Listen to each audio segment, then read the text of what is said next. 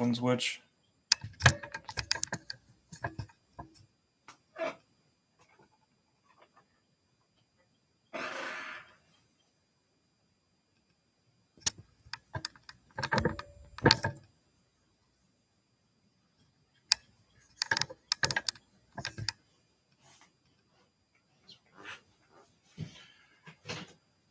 Oh, let me see.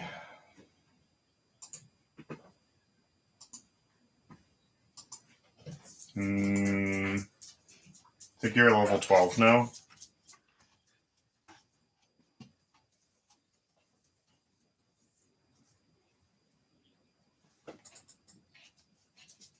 Yeah, you should be level 12. Like, you leveled up, like, midway through last session to 12. You would not have leveled up again yet.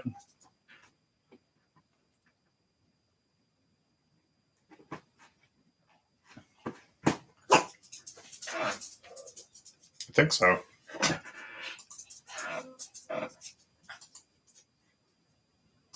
Yeah, no worries.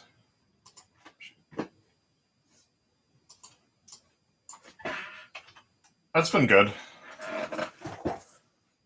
Not a whole lot going on. I've been playing like a little bit of Dead by Daylight and just like VR games. I got Wisdom Tooth removed this week, but it was like really easy.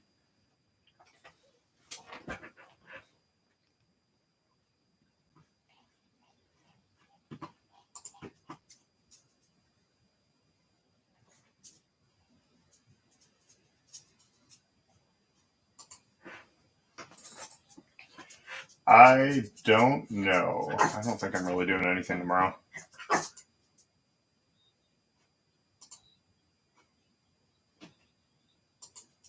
Yeah, I probably will play at some point tomorrow. I don't know when, but I think Hannah was going to go help Laura, like, put together like a couch or a bed or something like that. So I'll probably have some time that I'm not doing anything.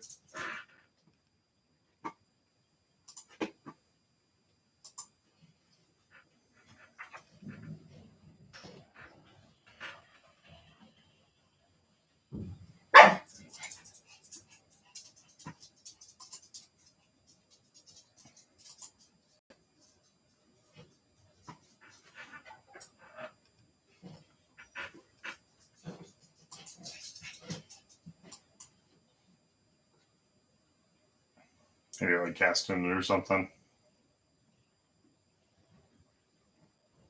Oh, there it is.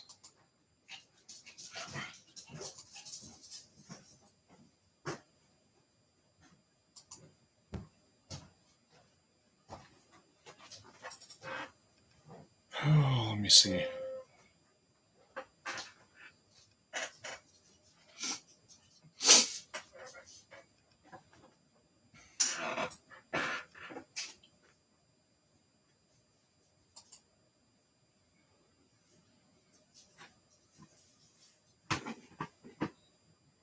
Cool. Yeah, I'm like, I always feel like I'm just like can't remember what I'm doing.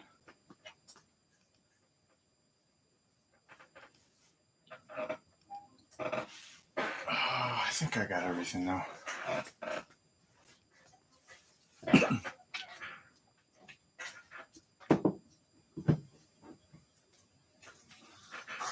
Yeah, that's fine.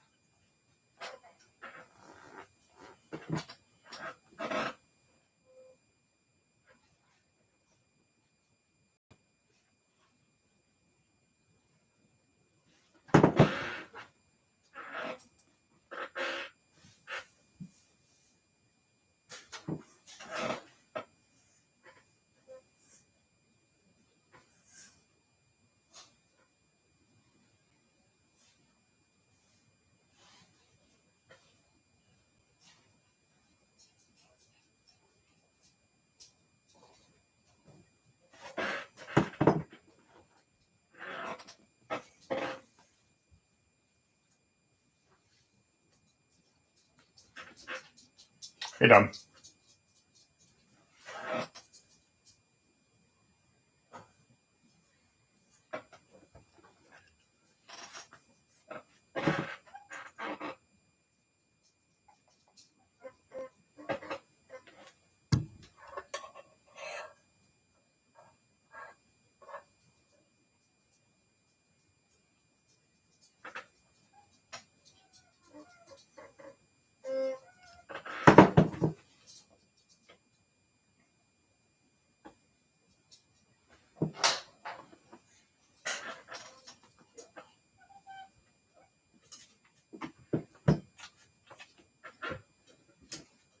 Nick had just stepped away for like 3-4 minutes, and Hannah's getting set up in the other room.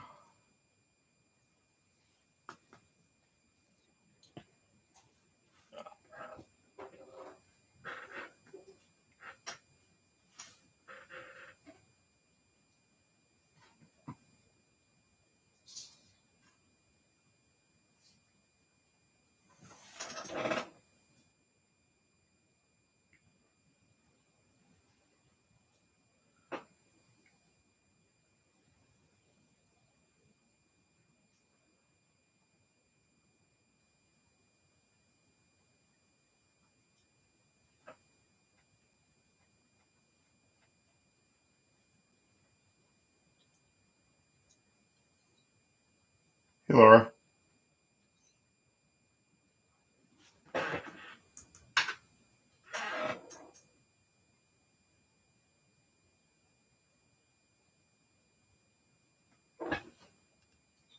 Yeah, I can hear you. At least I think so.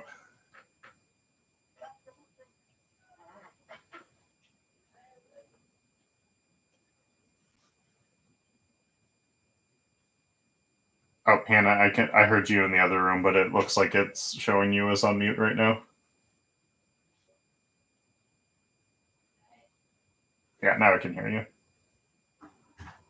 I'll give Nick a minute. He had just stepped away, but I was talking to him before you guys joined, so we should be good to go in a few minutes.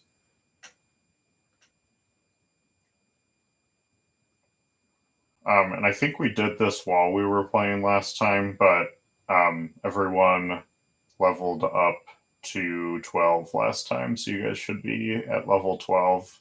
And then I think, except for Nick, like everyone should be like all rested and healed up, because he like punched the ice wall last time or something like that.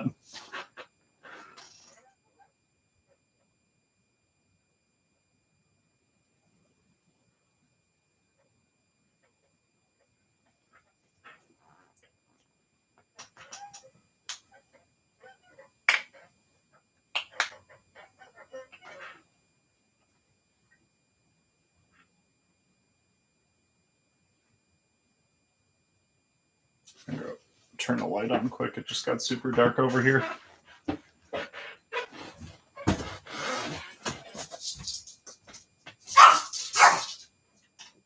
Hey, bud.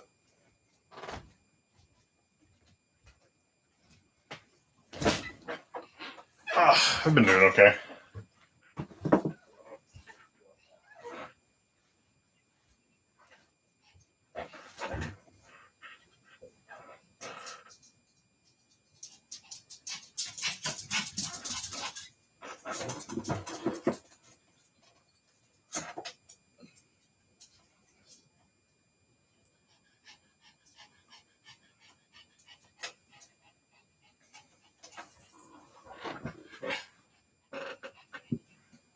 All right. Does anyone need anything before we get started?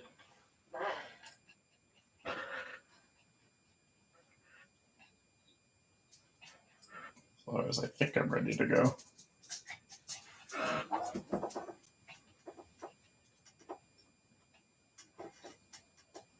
Yeah.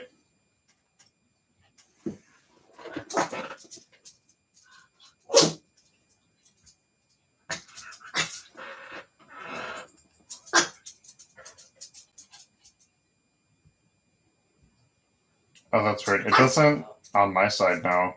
Like if I'm looking at the list of people on the call right now, it shows Hannah as muted, but I don't see anyone else muted right now.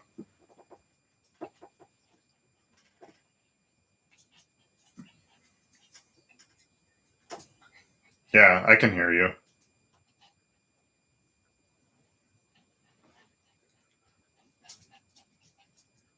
Okay. Let's see. Does anyone remember what happened last time besides level 12? Yeah, you did. When you guys were so you had found the treasure you were looking for, and you also met the like turtle druid that's hanging out with you guys now, Krull. And then as you were trying to escape from the boat, you ended up fighting that kraken who was trying to stop you from leaving. So I think that was when you jumped off of the boat to fight him in the water, basically.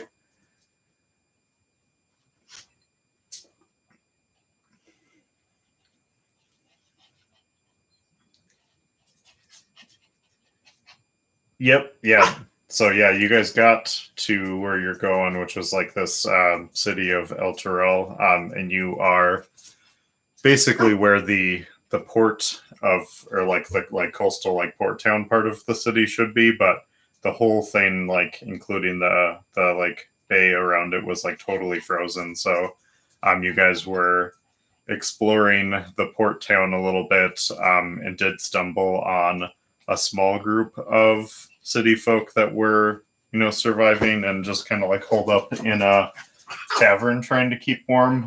But everyone was looking pretty miserable, not really having any idea of like what's going on or what to do next.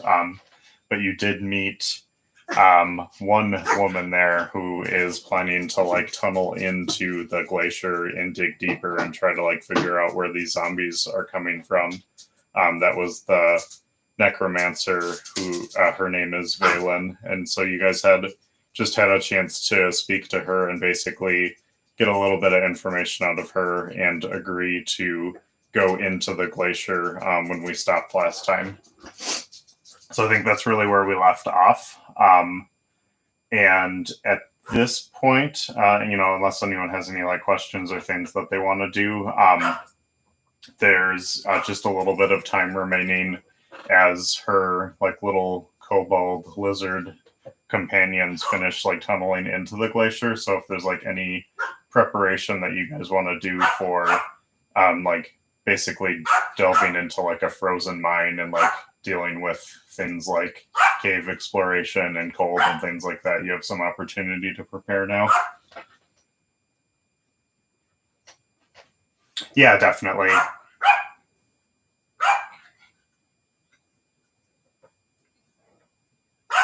Yeah, and you can do that now too if you want to, like just to reset everything. I don't remember.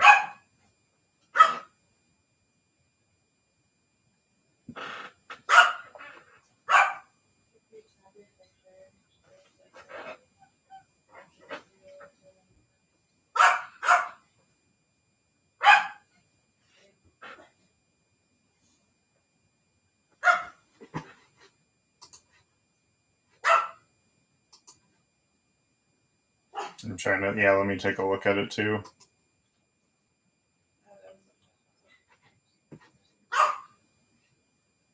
Oh yeah, I haven't checked out the app yet, so I don't really know what that looks like either. Um,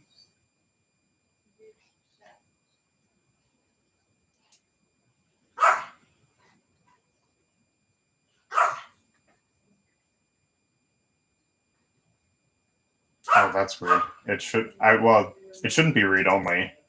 Yeah. Are you logged in still, or did you get logged out?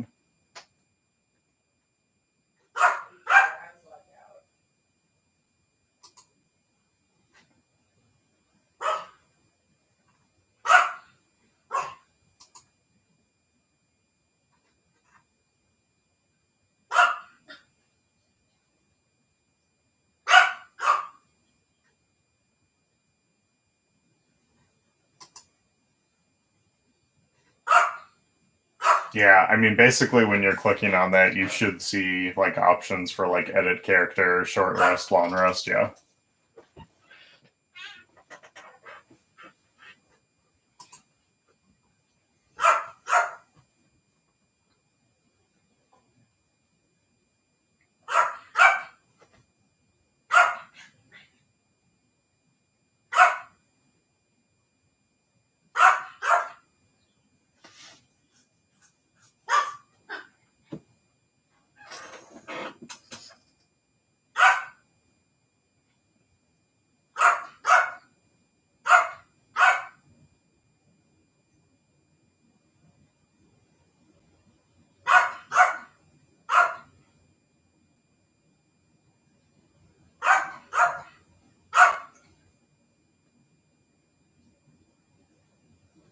Yeah, that's one of the things you can do. I think you can like run on walls basically, like short distance. Yeah, not yeah. I guess not super short distance, but yeah, like sort of. Yeah, if you were like dashing.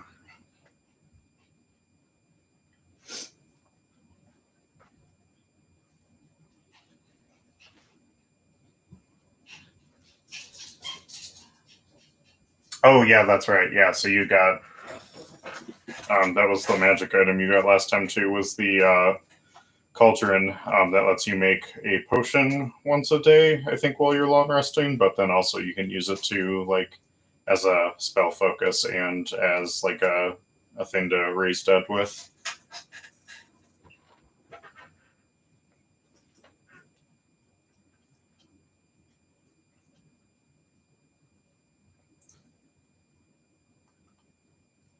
Yeah, you can do an action dash, and then I think if you use your key point, you can do like a bonus action dash. You can do both.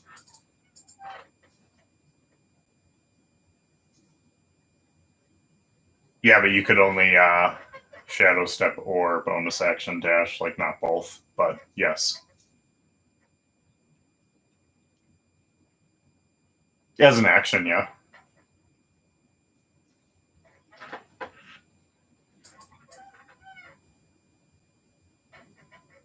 Yep, yeah, that's basically how it works.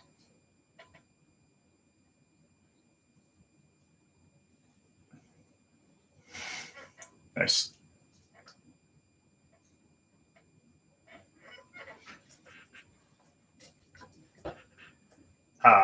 Let me see. I think I had sent you guys a picture too. As you are kind of, you had like been meeting quick like outside of the glacier since you were kind of taking a look at the tunnel that is being dug right now, and you also took a look at the zombie that was out there that was pulled out of the ice. And as you're moving back toward the tavern, just to like plan your next steps before you actually go into this dungeon, um, you see in front of the tavern there's like a tall tower erected, like oddly close to the front of the tower, like in the middle of the road. And it wasn't something that you saw the first time that you passed through. And as you are looking up the tower, it's like a 40-foot tall tower. You can see a familiar face at the top of it, and it looks like Igor is standing at the top of this tower and waves out to you.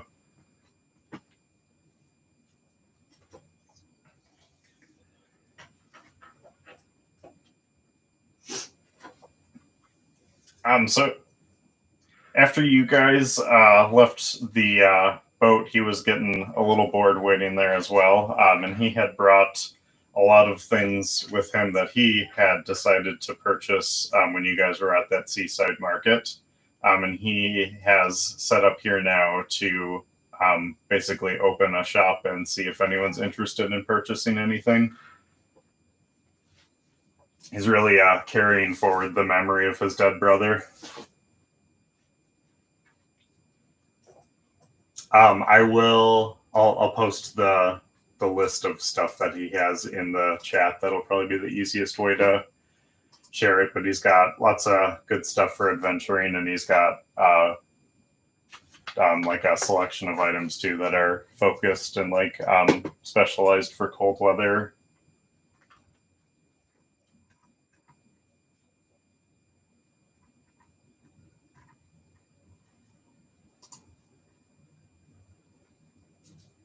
Okay, yeah, that formatted a little bit weird, but I think you basically get it. Crampons are the trying to think. So it's like the opposite of snowshoes. It's like the things you can put on your shoes that are like spikes. So instead of being good for like snow walking, it's good for like ice walking because it can the spikes will like dig into the ice. Yeah, it's like yeah for like mountain and like ice walking.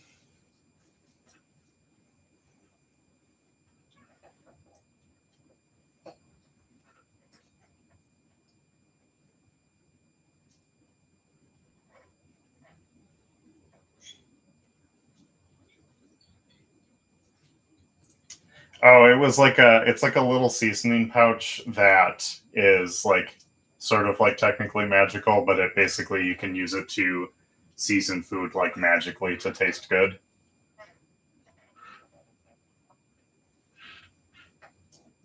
I know, yeah, I love that stuff.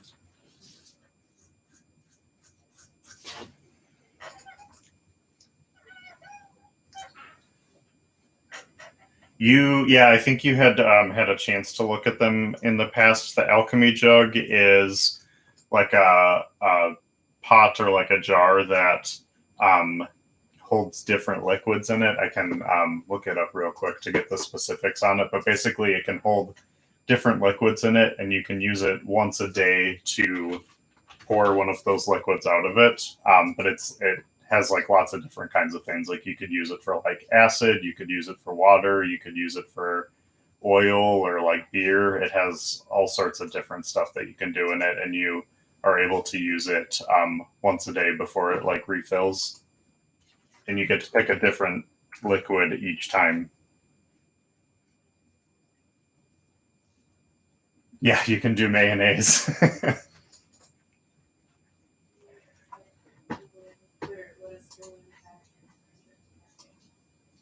The one sec. I was gonna post too for the alchemy jug. There's a couple of different flavors of it that replace some of the things. So if you like any of these other ones better too, these are options. The balloon pack is I don't know if you've seen the video game Hannah like fuck, I don't remember what it's called, but it's like Balloon Fight or something like that. It's an old Nintendo game.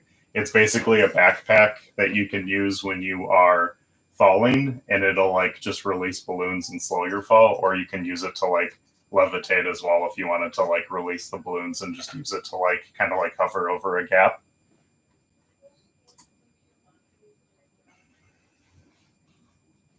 It's like that one. That's not the one I was thinking of.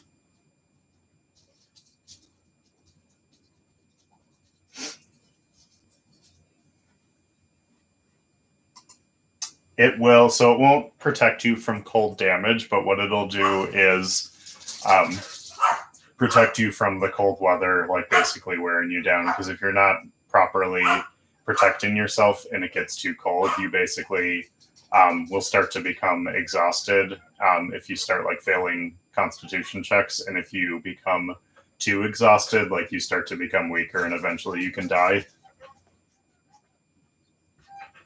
So like right now, you guys have like traveler's clothes, which is kind of like halfway protecting you like decently. The only reason that it's not too cold for you right now is because um, Slytherin was carrying that like thermal cube that keeps the like small area around you warm.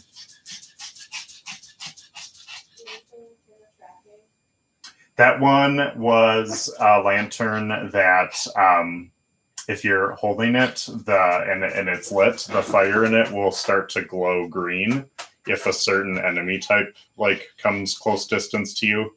The only thing about it is that they don't know what type of enemy activates the lantern, so that has not been revealed.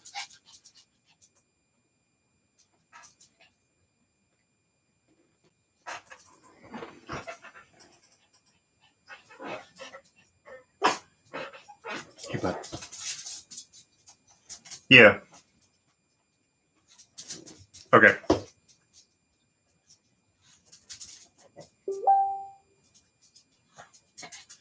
Okay, let's see. I am trying to think. Those should all be pretty simple. Yeah, the potions of healing you should be able to add yourself. It's just like regular potions of healing. And then all of the other stuff you might be able to find some of those in D&D Beyond. Otherwise, you can just like custom add them to your inventory. But yeah, the cold weather clothing will keep you protected. And then, snowshoes are good for snow. The crampons are good for ice. And then, yeah, goggles are good. Although for the goggles, I think you still have your goggles of night vision, right? So I don't know if you wanted like a extra pair or not, but you can also just use those if you want. It's the like ice spike shoes. so you can walk on like slippery ice without falling over.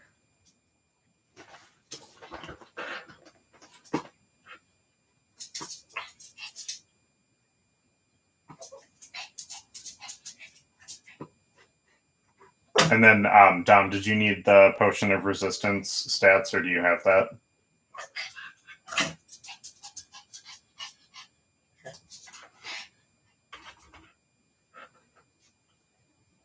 Otherwise, oh, yep, yeah, that's all it is. It's pretty simple. But yeah, that's it.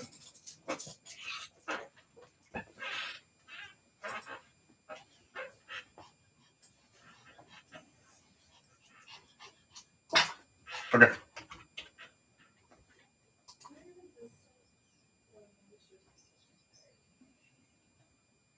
No,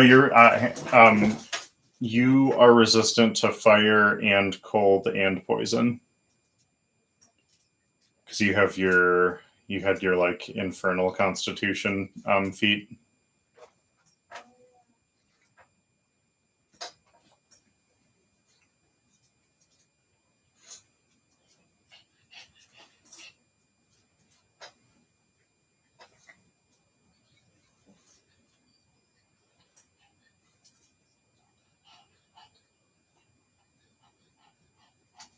Oh, nice. Okay, cool.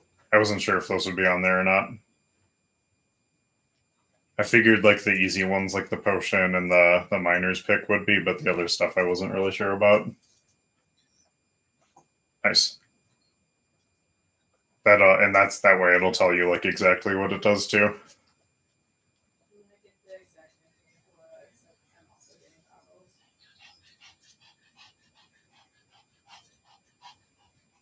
Okay. Yeah, and then Hannah, if you're getting the same thing too, it'll be plus the goggles. Then yours would just be 590 gold instead.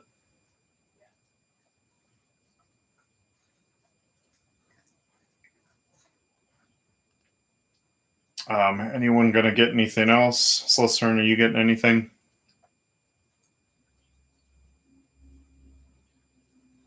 Yes.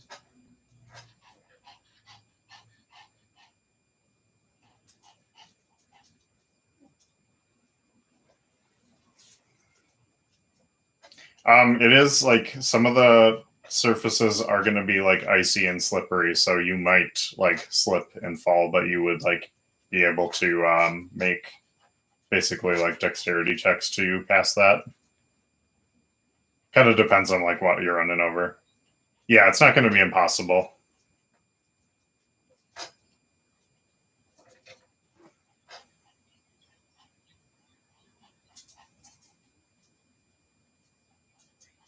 Yeah, he should be fine with most of that stuff. I think. Yeah, you really wouldn't have to worry about equipment for him, except for just like feeding him and like having enough water for him. Although I think somebody got the like decanter of endless water, so you guys shouldn't have to worry about that.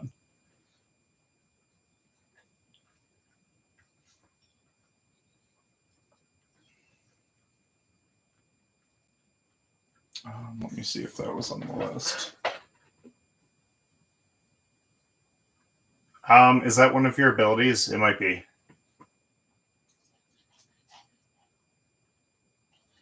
I think that was part of it. You might want to double check, but I think you're right. Your like yeah, traits and features. Let me check rations, Laura. He would be able to sell that.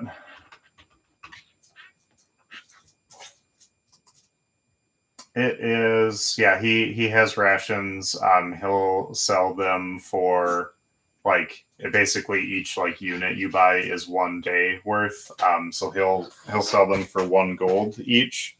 The only thing I'll call out for the wolf is that because it's like that much bigger. So like normal sized creatures, like all of you, would just need 1 pound of food a day and 1 gallon of water a day. The wolf would need like 4 gallons of water and 4 pounds of food.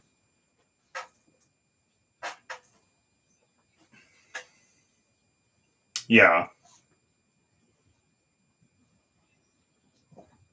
Okay.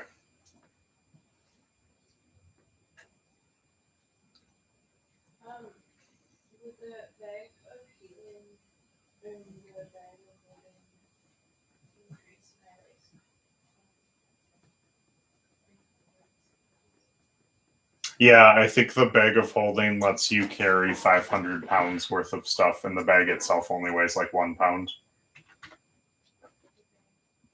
Oh.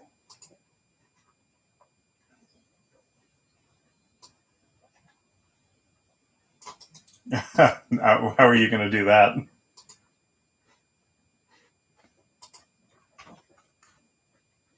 Oh, right, yeah, I forgot about that. Yeah, basically that's the easy part of what that does, Hannah. There's also like a bunch of legal text at the bottom of that item when you add it to D&D Beyond that explains what happens if you break the bag. But like this is basically what it does. There's a bunch of legal text that basically talks about how if you like break the bag or like overfill it, then all of your equipment will get scattered to the astral plane. And also, if you put two bags of holding inside of each other, you rip a hole in reality.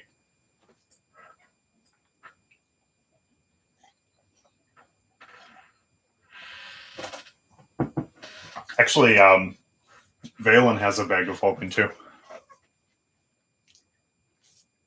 Valen, the necromancer that's with you.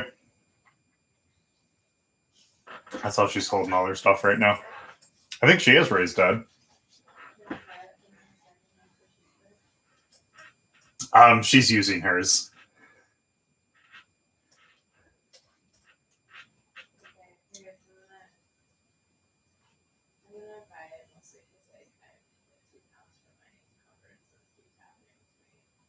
Okay, that's fair.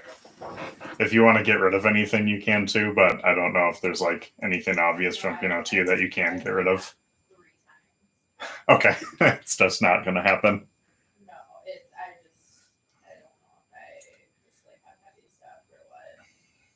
I mean, at least this way you probably won't have to worry about it for at least a couple months now.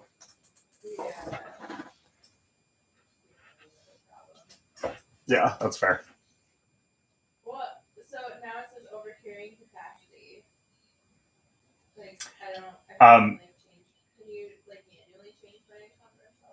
You might be able to. You can also just pretend that it's 500 pounds more than what it says now. So like you don't have to worry about it for now. We can figure that out later.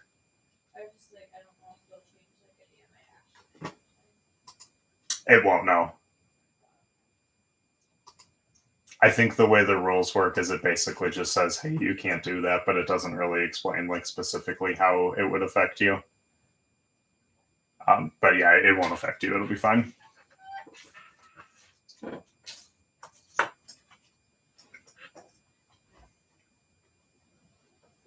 That would be an entirely different campaign, so I would probably end it right there, and then we'll figure out something else next month.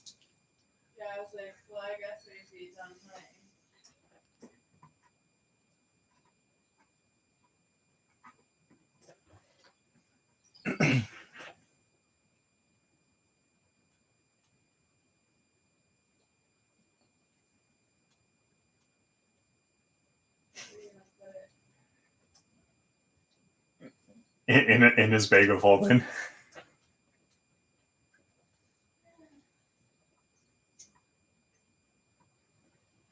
Is that just going to be like your cyanide capsule?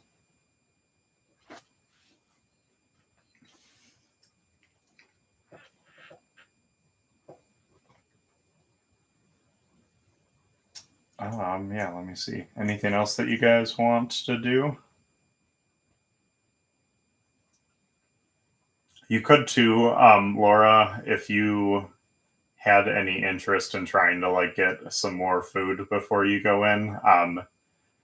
There's like definitely some wildlife around here. Like you guys had found that walrus on the way in, so if you wanted to try taking your wolf like hunting for the evening before you head in, you could give that a shot and see if you could find food.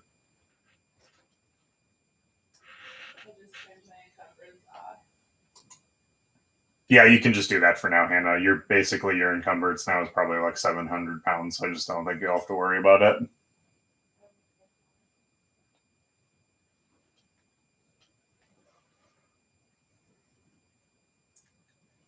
Yeah, I mean there was there was a couple of things with Nazriel when you had a bag of holding where we had to like think about whether or not it would fit in there, like when you wanted to put like an entire coffin worth of dirt in there. So it does come up. Oh right, yeah.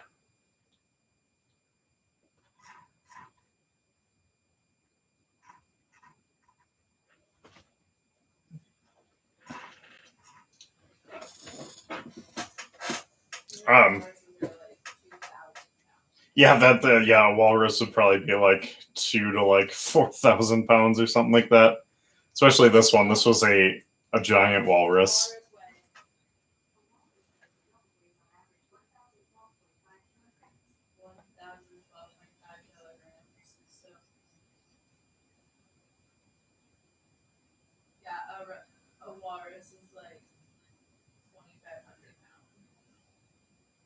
Yeah.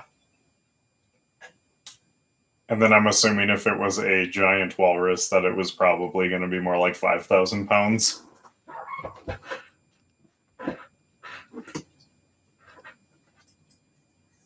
Yeah. Yeah, basically. I mean, you're kind of already there. Yeah, so if anyone wants to do any other shopping, they can. Waco can go hunting if you want, and then if anyone else wants to like join, or if anyone else has like resting activities that they want to do before we actually head into the dungeon, let me know.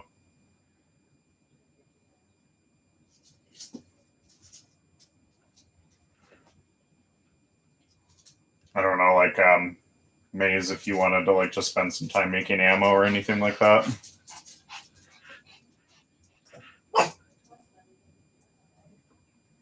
Yeah, but it's like super cheap. It was like 1 silver per bullet.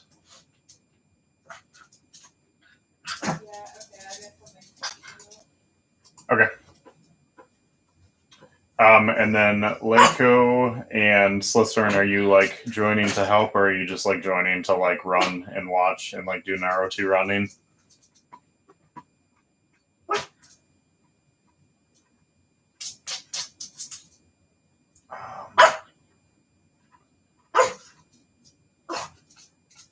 Yeah, sorta. Basically, yeah. I'm looking up quick to see what you do for foraging. So Leiko, for foraging, you have to make a survival check. And since you have your wolf with you, I would assume that he would be really good at helping with that. So you can do that with advantage. And this will basically let you know whether or not you find any food.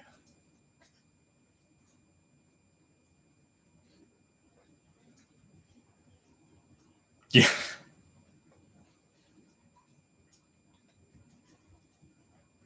Bodyguard.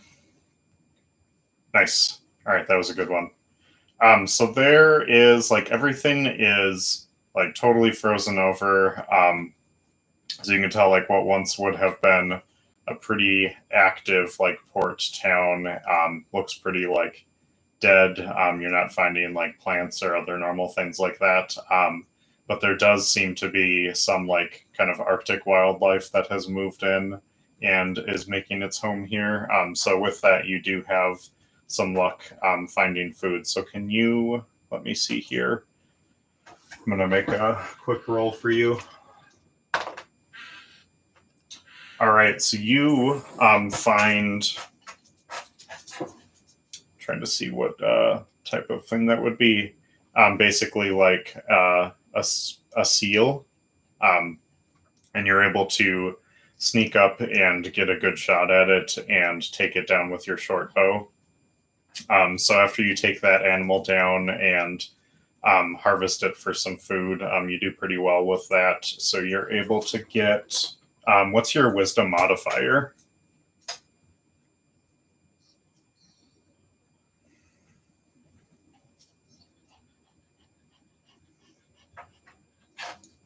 Nice. Okay, so this one is pretty meaty, and you do a pretty good job of like breaking it and cleaning it down. So you get 10 pounds of food off of it. So you can add that as like 10 rations.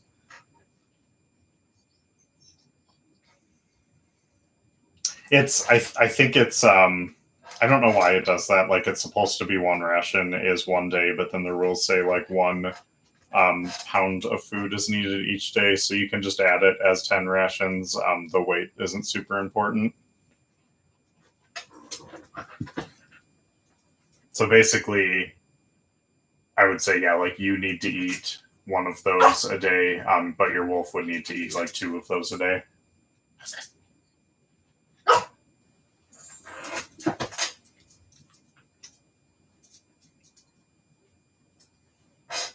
All right. Anything else that anyone wanted to like try doing before we kind of like call that for the day and actually head into the dungeon?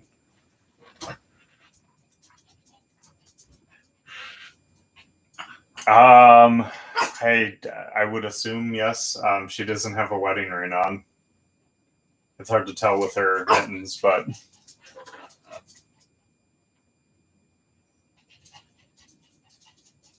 she seems more like she seems like she's someone who's probably more like married to her studies and not really interested.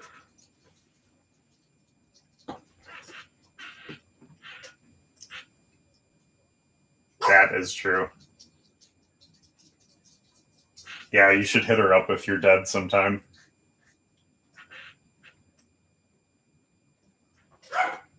But if you were,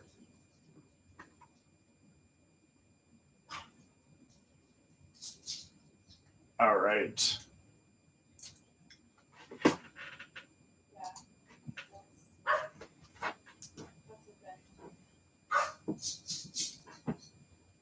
All right, so you guys, if you hadn't already, or if anyone needs to, you can long rest. And then I'm gonna send an updated picture. I think this is like one of the ones before.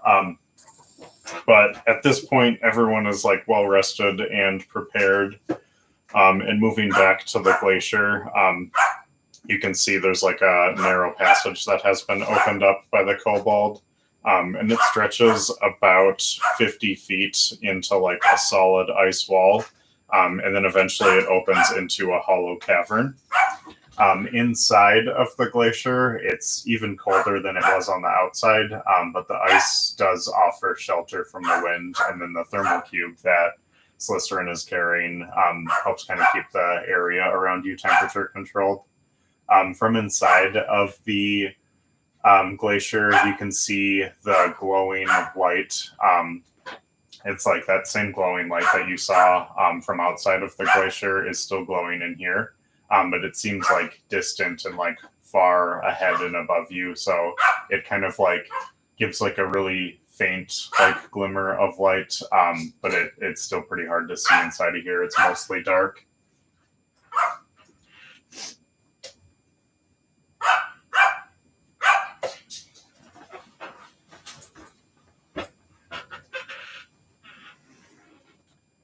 And then you guys have a couple of, basically group members with you now that don't have dark vision. So Valen has like all of her little like kobold workers with her. And a few of them are carrying some like torches and lanterns basically for her so that she can see. And then Krull also does not have dark vision. And he uses his like mushroom spore staff to cast produce flame, so like his flame is kind of or his staff is being used as a torch right now. And with that, there's at least a little bit of light in here now, so you can see that it's reflecting off of a lot of the ice in the cavern here.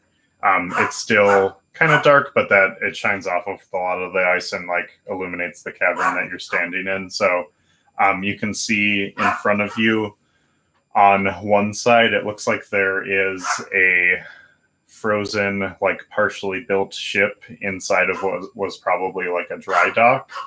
So it's like kind of frozen there in the ice, but there's a ladder climbing up to the top of the ship.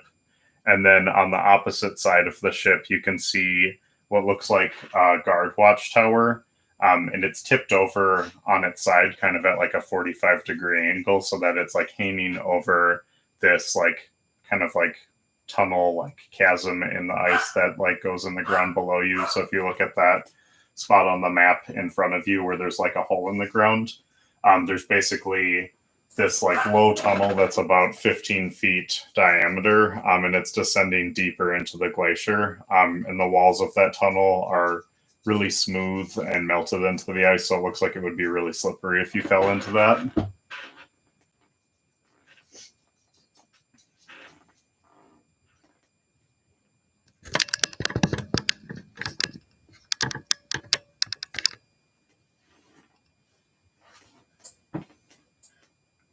Which one's the like icicles basically? Yeah, there's all I found just like a bunch of like random like ice terrain stuff.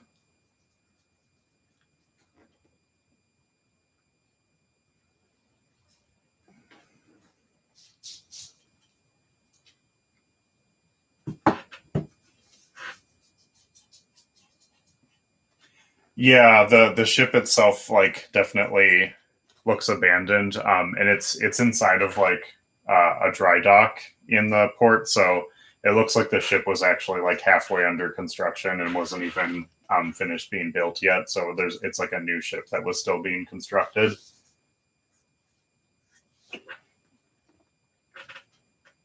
Around the like group that you're standing in, a few of the like kobold and Krull are all carrying like torches and like flame sources of light. So like in the immediate area around you guys, there's a bright light. But if you were to like leave the group and walk away like 30 feet, it would be dim light again.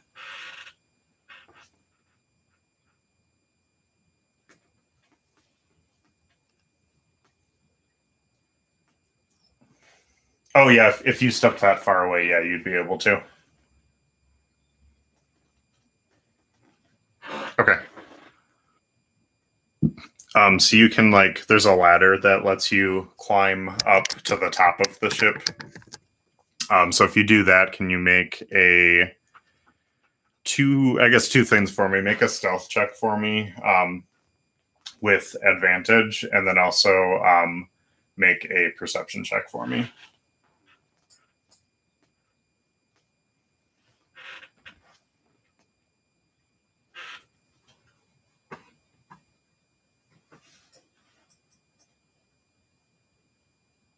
Yeah. Perception. It'd be normal.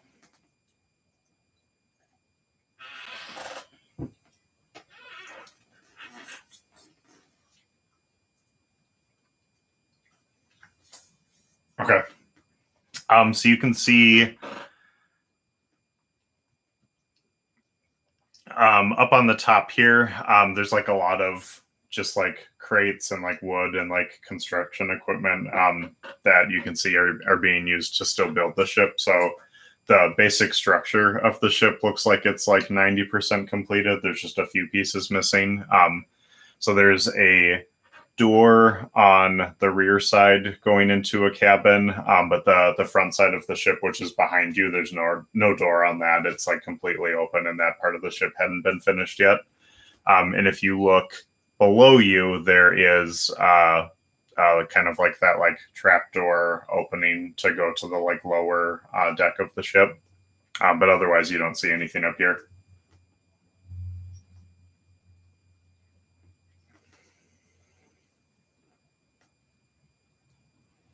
No, yeah, no, that did not on like anything that you were doing. If anything, that probably just gave you a better idea of like what state the ship was in right now and like what was happening to it.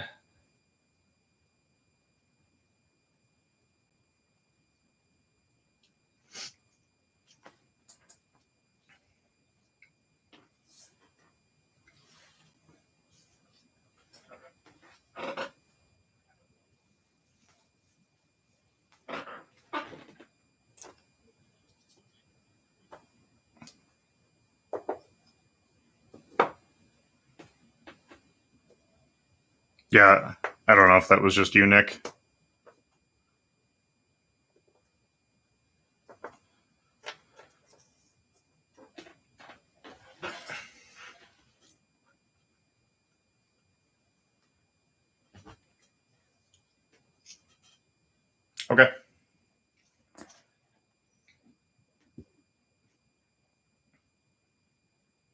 So like the stairs that are like behind you. If you're going up there, it leads you just up to the front like quarter deck. There's nothing up here like this part of the ship. Like just the like basic structure has been completed, but there's not like any equipment or anything built up here, so it's totally empty out up here. And from here too, you can see with your dark vision just far enough to the other side to see that. Besides there being like a steering wheel installed on the rear quarter deck, there's nothing else up there as well. There's like no one up there.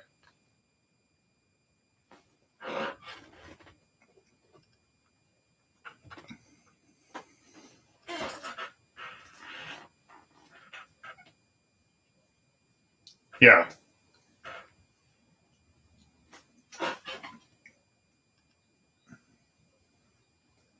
Sure.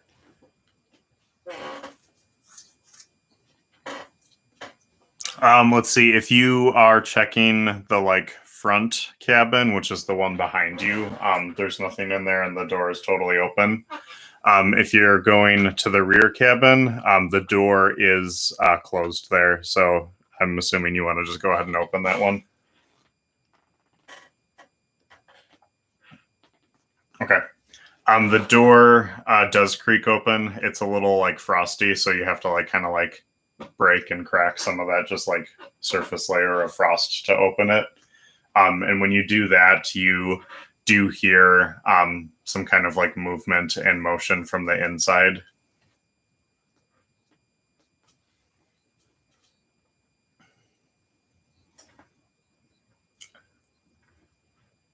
Okay.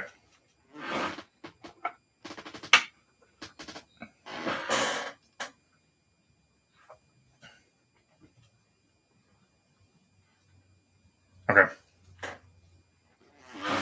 And I would say you're up there. I don't know if anyone else is heading over.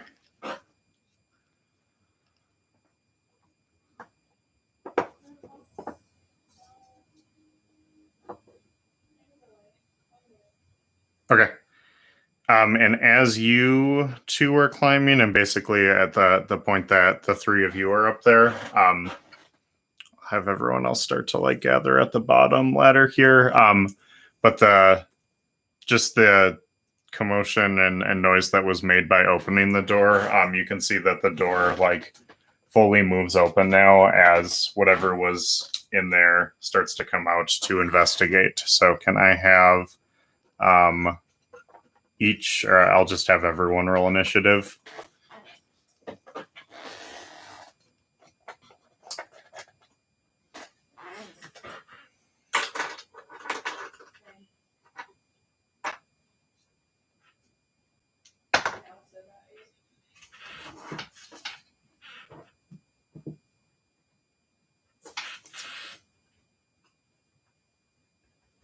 Laura, are you still there?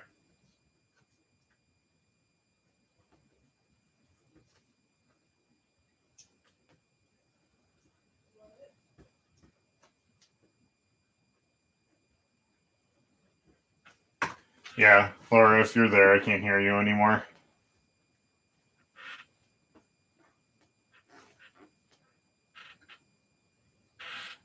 Okay. Now I can, yep.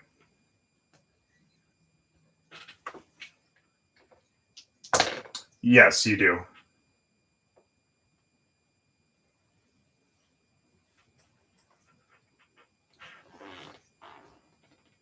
Okay, yep, I got that one.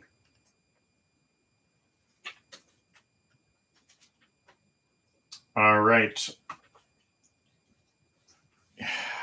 Right, is that from the like short sort of warning? I can't remember. I think that might be what it's from.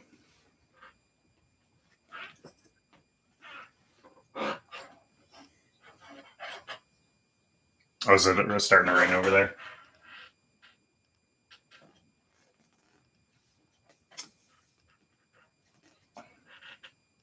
Okay, I'll wait for him then because he's first. Probably.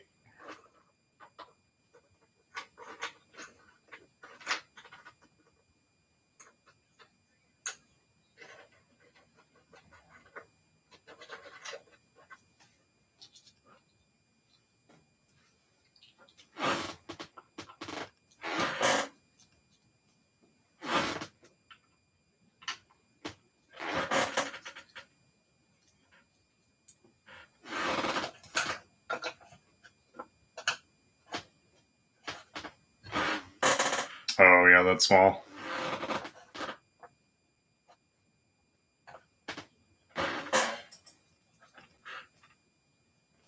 Yeah.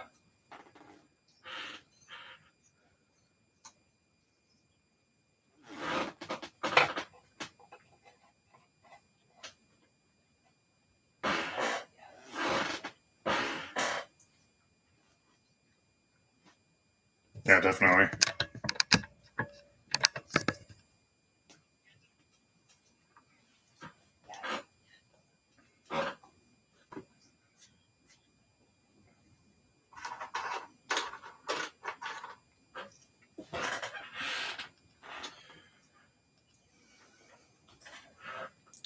Nope, you're good. Yeah, I was waiting for you to come back too because you were first. Yeah, if you are going to roll highest initiative, you have to make sure you're ready.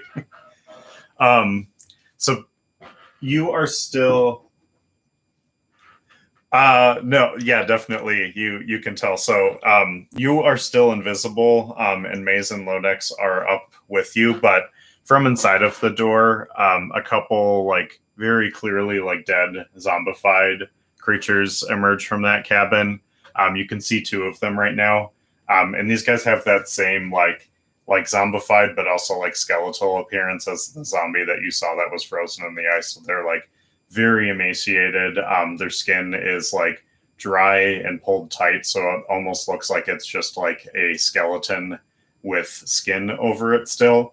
But it has very elongated claws, like much longer and more deadly than like a normal zombie would have. And they both look very like rabid and ready to attack as soon as they see you.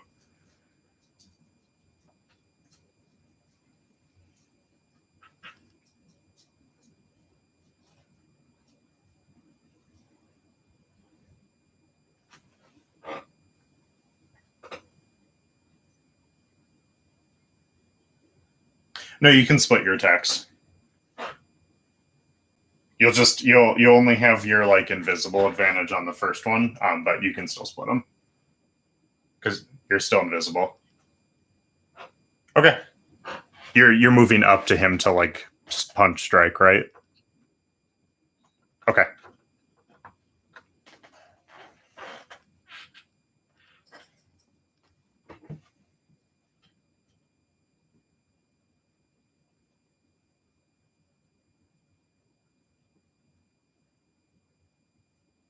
okay, that hits.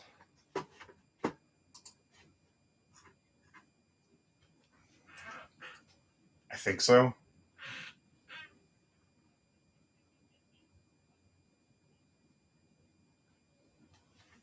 Nice. All right. That hits that first one like hard enough where you punch it, and you can see like just the impact of your punch is enough to like nearly break its neck in half. Like its like face and jaw like visibly like snap and recoil away from your punch. And it you can see that his head and like neck are like sitting at like a weird like 30-degree angle now. But it's just like not quite dead and like turns its head like kind of as best as it can toward you to face you as it like recoils from the punch. Okay.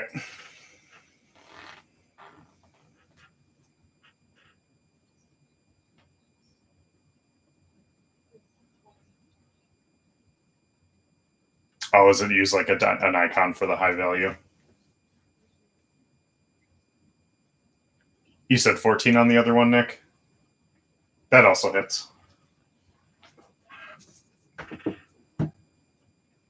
Okay.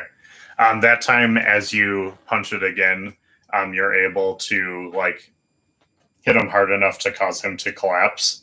And when you kill this zombie, instead of its body just falling, you can see the entire thing actually starts to turn like dark, and its whole body just like starts to collapse into this like black, like oozy, like jelly tar, and its whole body just like falls down into the ground into a puddle.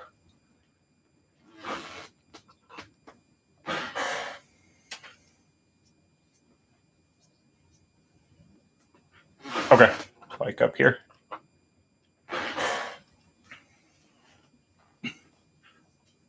Okay, sounds good.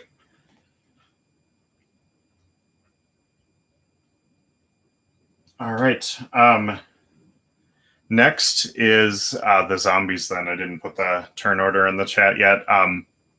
But the zombie nearest to like Lodex and Maze charges forward, and you can see that this is just like a little thing that looks like it was like a halfling or a dwarf, and it charges at you and starts to like tries to claw at your waist, Lodex. Let me see here. Is your armor, double checking with you, are you still a 19?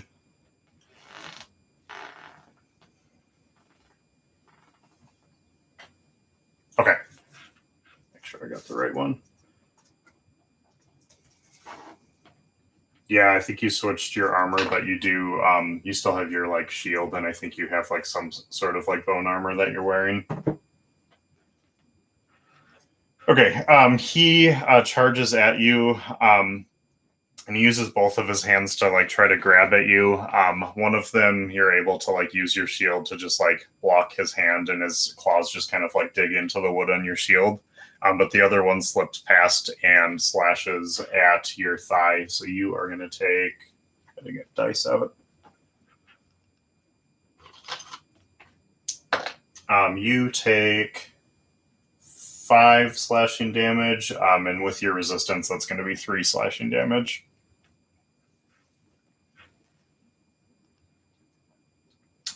And then from deeper inside of that cabin, you can see that there was a few more zombies in that room. So a few more spill out and start to like flood onto the deck.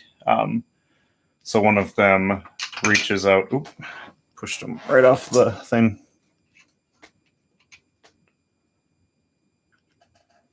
One of them also charges forward and attacks Maze. So you can see that there's like 4 zombies on top of the deck now. Both of his attacks miss.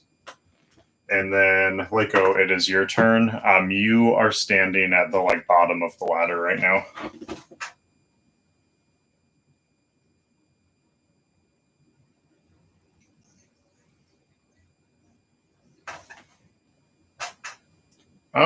Let me. I think so. Actually, from right, if you're at like the bottom of the ladder, and even if you climbed like halfway up, you could probably see the one that's attacking Maze right now because that one's like right at the edge of the ship.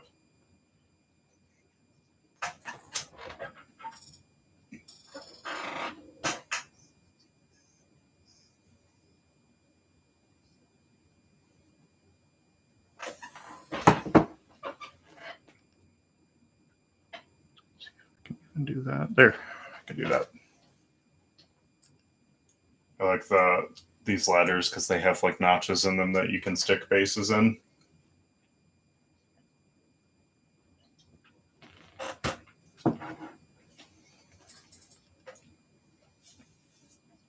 Okay.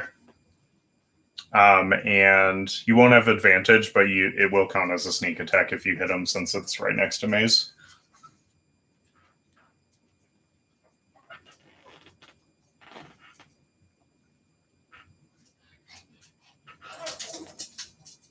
Yep, that hits.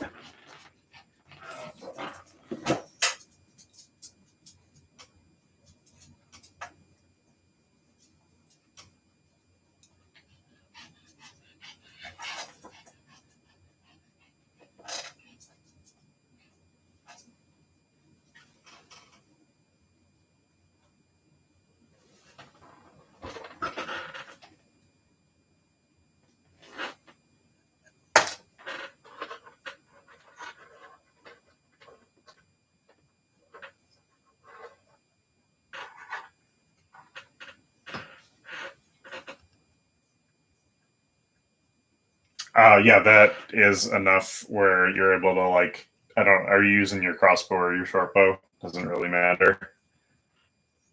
Okay, yeah, you're able to take a shot hanging off of the ladder where you are, and it goes like right through the neck on him, and that one does the same thing where as soon as you kill it, yeah, you can do that.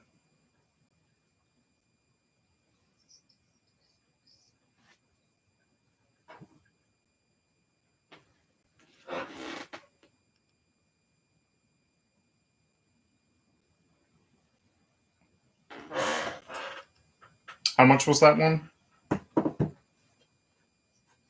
Okay.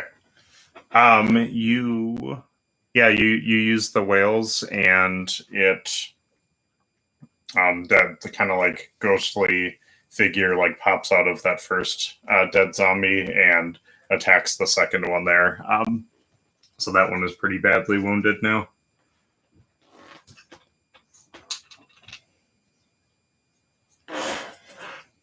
Mm-hmm.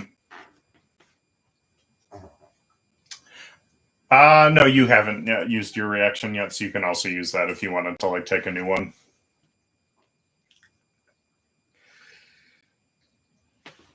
Yeah, you can do that.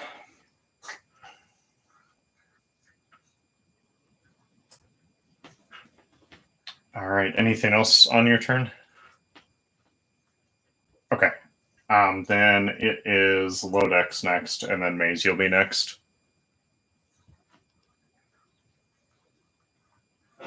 Yeah, there's like one on like kind of behind you on the map. You can see the small one there.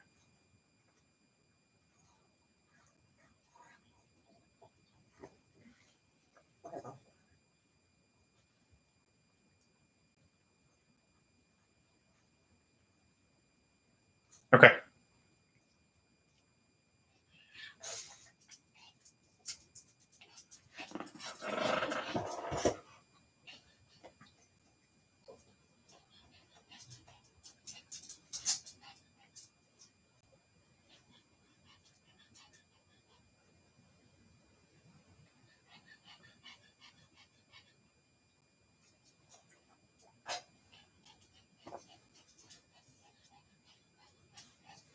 Yep, that hits.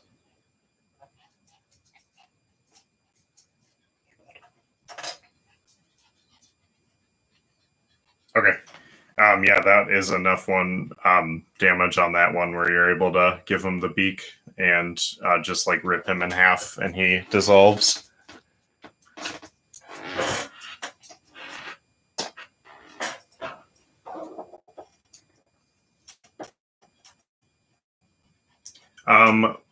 Let's see.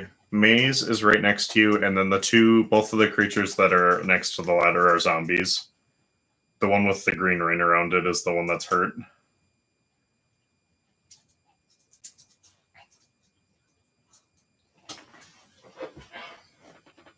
Okay. Did you want to go up the stairs or just stay at the bottom? Okay. Then Maze, you're up. There's 2 zombies in front of you. Okay. Yeah, go for it.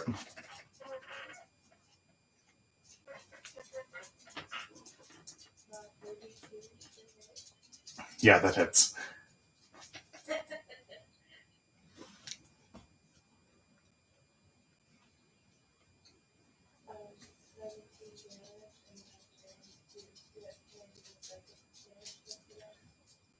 Yeah, you can. Yeah. Okay. That is enough where you're able to like completely obliterate the body of the first one, and then you can take a shot at the other one if you want. If you ever roll more than 30 for your attack, just go ahead and start rolling damage. Yeah, that's good too. There might be a couple of monsters that have an armor that's like more than 25.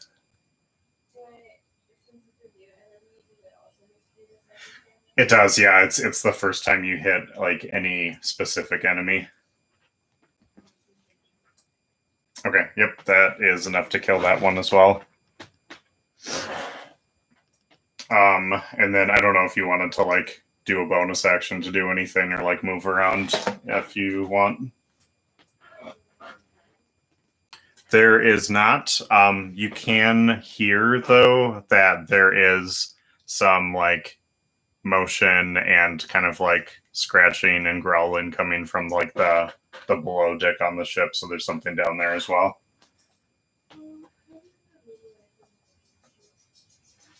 Okay.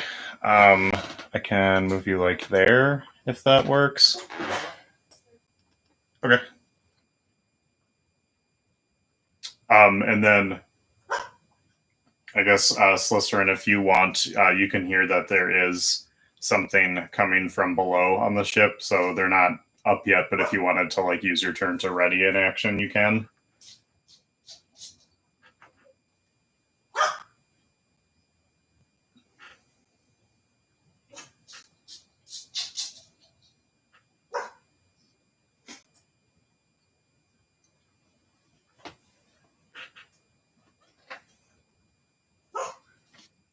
Did you want to like prepare any specific actions or anything, or are you just gonna stand there?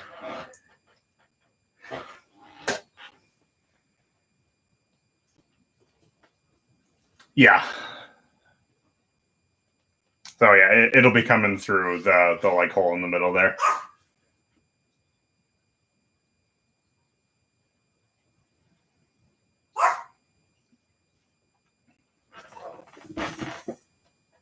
You just want to throw a dagger at him. If you're doing like a prepared, like ready action, then you can only do one attack.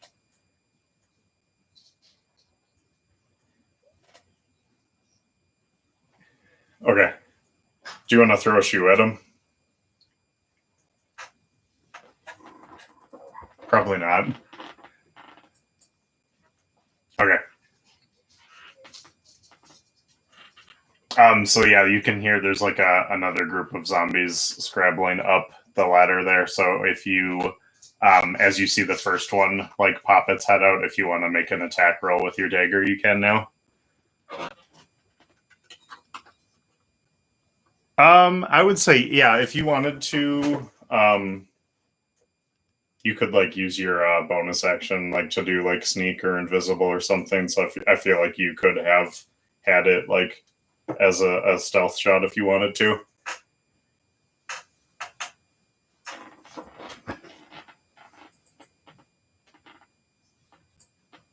Yeah, that hits.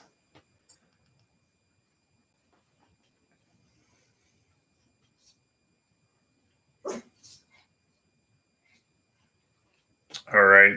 So the first one coming up, basically as soon as it has its like shoulders above the deck, you just nail him in the side of the head with a knife and just drop him as soon as he's coming up.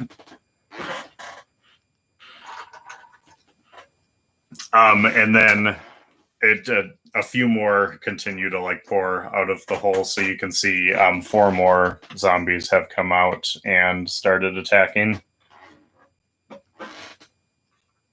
No, that was the only attack you get. You just get one.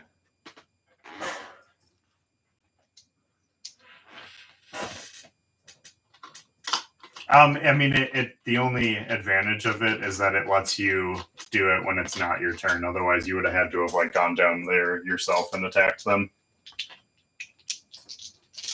and then you'd be down there then now, and you'd be the one getting attacked. You already would have done that on your turn, and now you are not anymore. So like your turn is already done.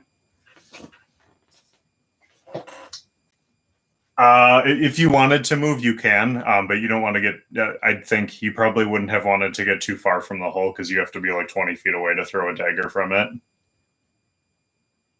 So you're kind of like locked in position. Although unless you backed up right now, that there's no way for you to be out of range. Okay. All right. Let me see here what these guys' attack bonus is. So Lodex, 2 of them rush you and attack. Let's see here. And as they're gaining up on you, you manage to block one of their attacks, but both of them just kind of like savaging you at the same time. They manage to get a couple of claw strikes in on you. So you get clawed by them 3 different times. And that is going to be 19 damage total, but then half for you will be 10 damage. Archer, stop it. Yeah. And then Maze, another group of these guys attacks you as well. you kind of are just using the space around you and your guns to try and like block some of their attacks. You manage to move out of the way and block a few of their attacks, but one of them manages to like slash you on the forearm. So you take 8 damage.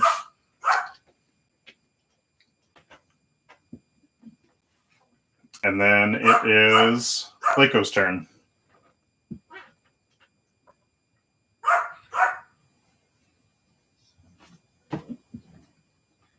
Yeah, you can probably hit that one from there.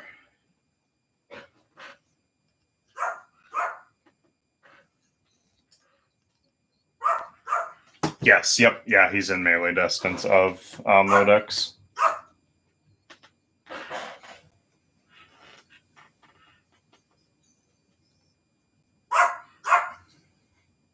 Okay, yep, that hits.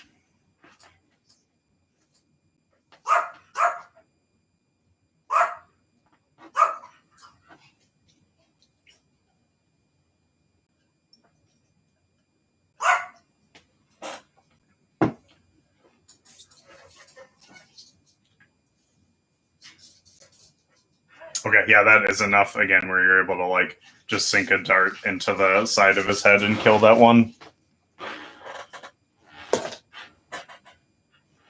Anything else?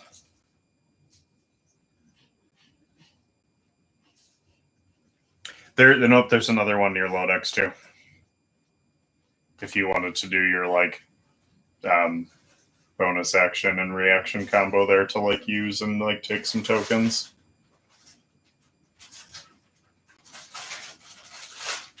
Okay.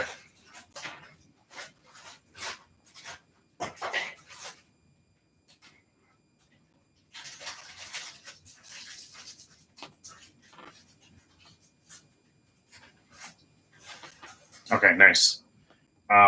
That is, let me see here, almost enough to kill that one, but he's not quite dead yet.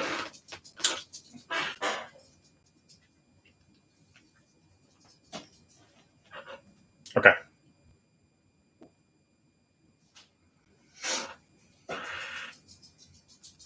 All right. If you are done, then it is Lodex's turn.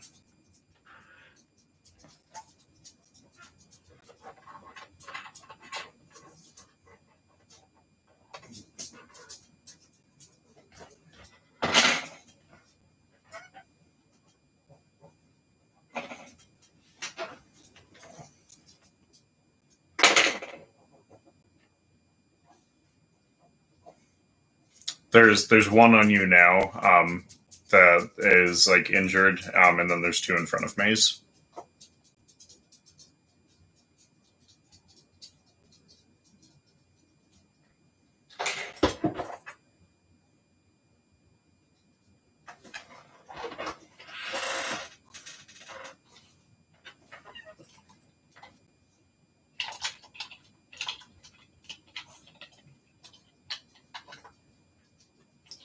Yeah, I feel like most of your bonus actions, besides Shillelagh, are for like healing spells or for like Wild Shape.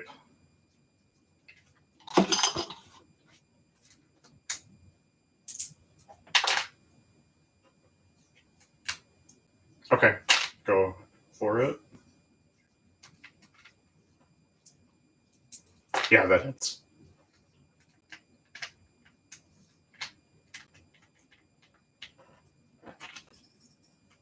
Okay, yeah, that is enough to kill that one.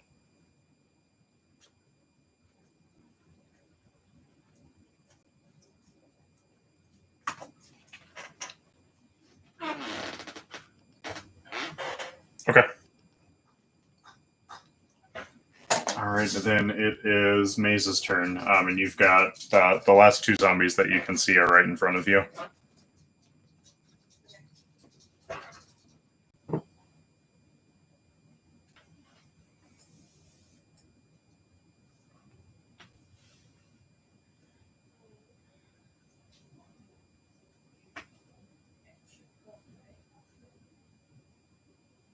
You're on mute right now too, Hannah.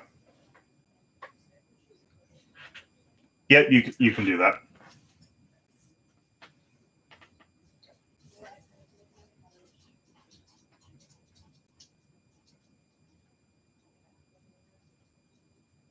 If you wanted to, so one of them did attack you.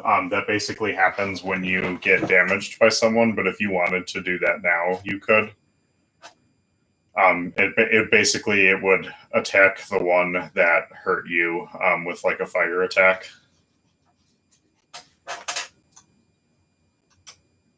So yeah, I'll let you just like do that one now, and then you can like take your normal action. I think if you'll have to look at the spell on there, but I think you just straight up roll damage. It's like if someone does damage to you, you just do damage back to them.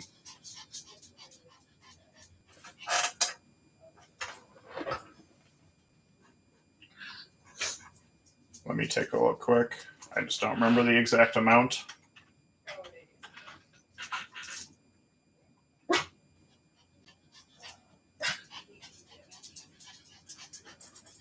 Okay, and that was your 3d10.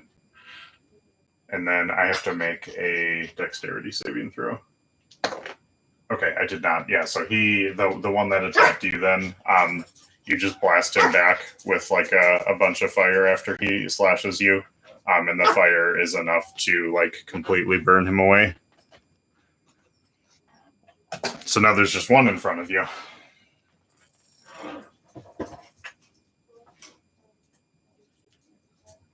Mm-hmm.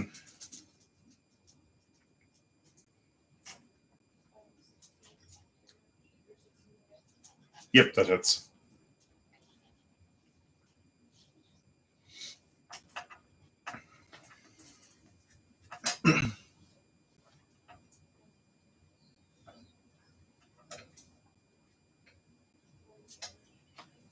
All right, that is enough for you to like blast a hole in that one and cause it to turn into the black pudding there. So you guys are out of combat. There are no more zombies, but you're able to see that the deck of the ship is basically covered now with this like strange black liquid created by all the zombies that you'd killed, and it's like just like small puddles here and there where they died, but that's all that remains of them.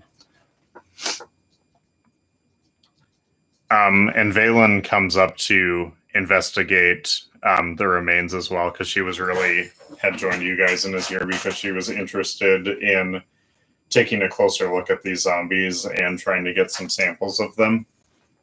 So she's just kind of like using some like protective gloves and like has some like flasks and like just like different equipment she's using to try and like take some samples of this and like take a closer look at them.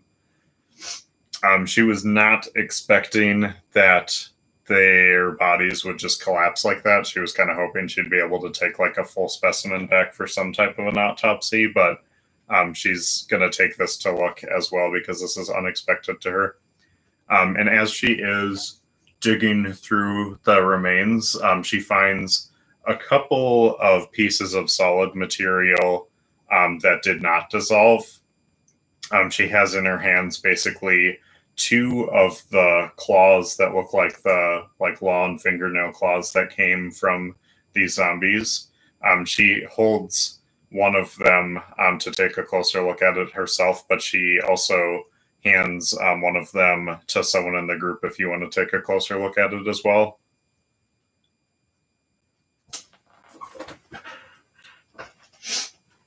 And you can see so you can see like this is like a strange like claw to have on a humanoid zombie like this. Like the claw itself is very long and curved and sharp. So it's completely abnormal for like any type of like human or elf or anything like that to have a bone structure like that. And it seems to be made from like a very like hard black like mineral type substance that is like just as hard as bone. And if you wanted to hold on to that for safekeeping for now, you can add it to your inventory as a zombie claw. She's going to hold on to the other one.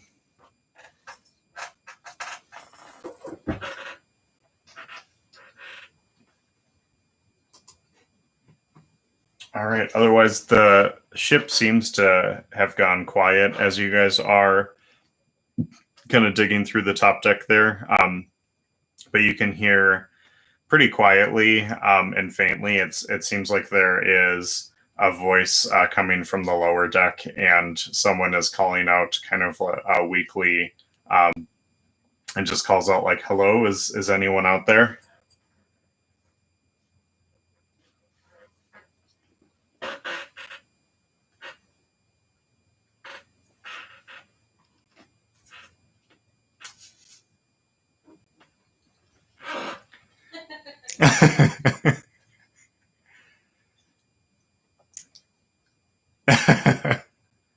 um,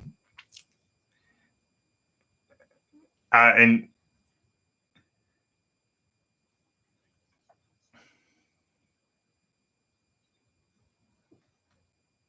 I kind of put you up on there at this point, but I mean, you can be up or out if you want. Yeah, your group would be able to hear it. And after Lodex replies, you can hear him call out again and ask if all of the dead are gone.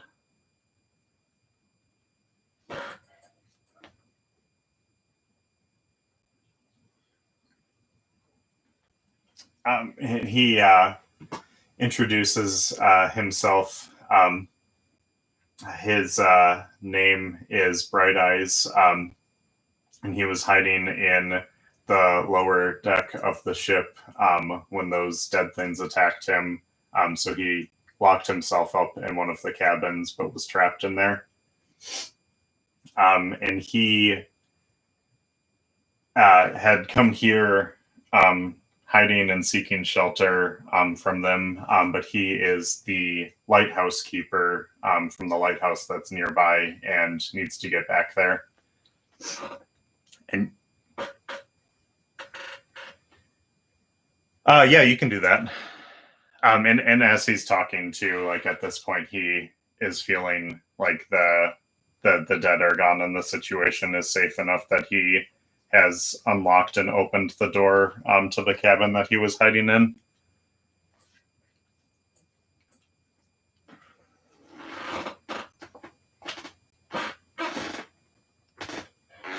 Okay. Let me see here.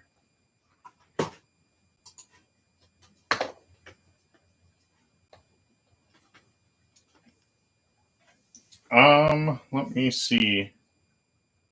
I would say like to you that this man that has revealed himself and come up, it looks like a very old and weak man. You can see that he has is kind of like supporting himself on a cane. And the name that he introduced himself with as Bright Eyes, you can see that he has these like very like thick kind of like goggle like glasses that he's wearing that seem to like brightly reflect any light that is cast off of him, so you can see where he got the nickname. But he seems to be unwell. Like his skin looks clammy, he looks really weak, and you definitely feel like he's like suspicious and off.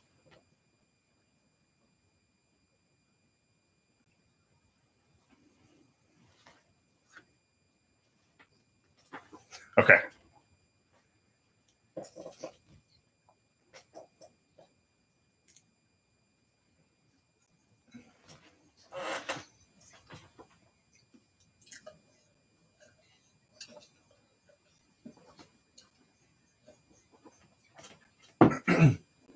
um, he says that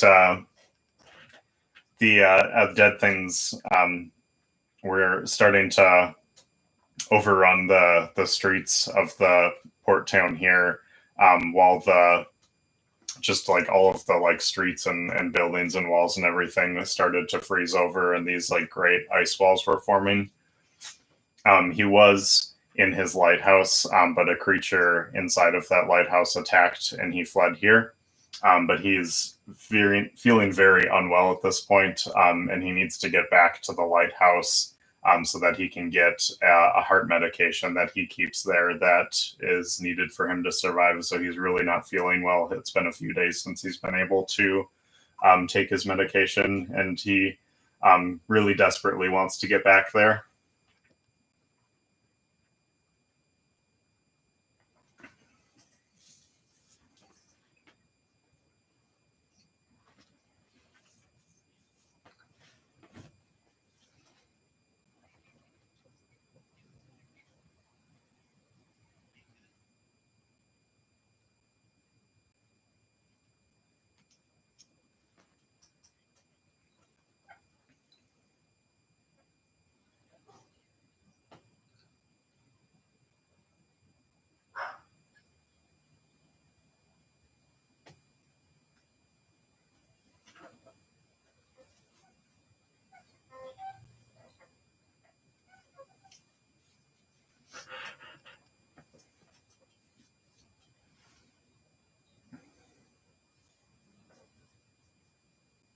Yeah, he's okay with that. He can lead you if you want to follow him. He knows the way and can lead you there. Now that it should be a little bit safer to get there.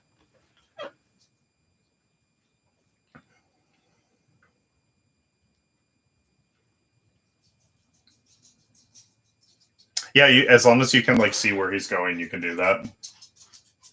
Unless he were to like completely disappear, like yeah, you're on top of it, and as long as you can see where he went, you can kind of like intercept him.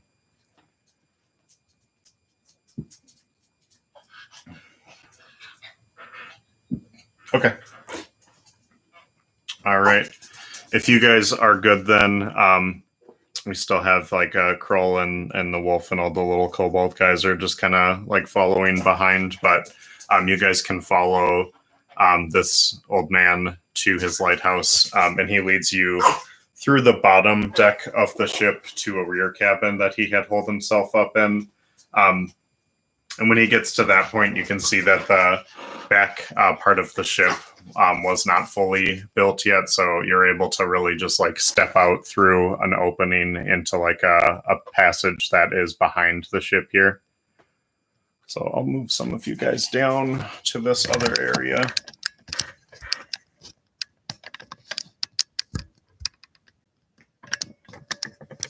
See if I can adjust the camera a little bit.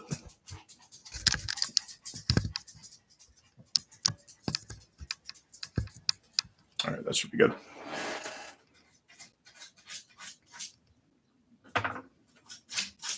Archer, why are you such a jerk?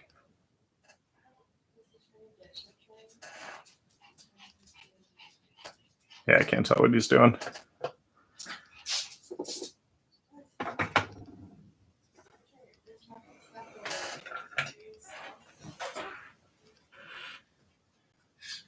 All right. So you guys can see he leads you through the ship and out into this other passage here.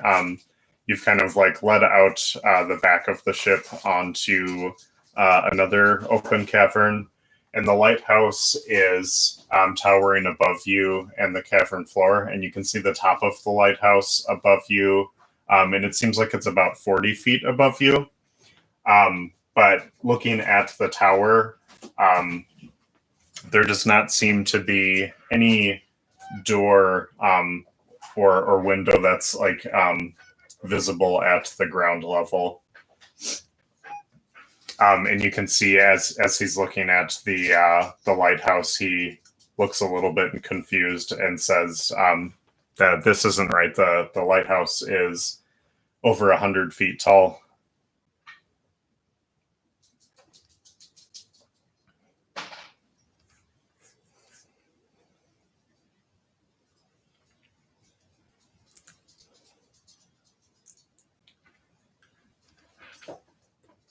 He says it was 100 feet tall, but the top, or basically what you're seeing, is about 40 feet tall. This really looks like it's just the top half of the lighthouse. Right. Yeah. Can maybe Lodex, do you want to make like a perception check for me?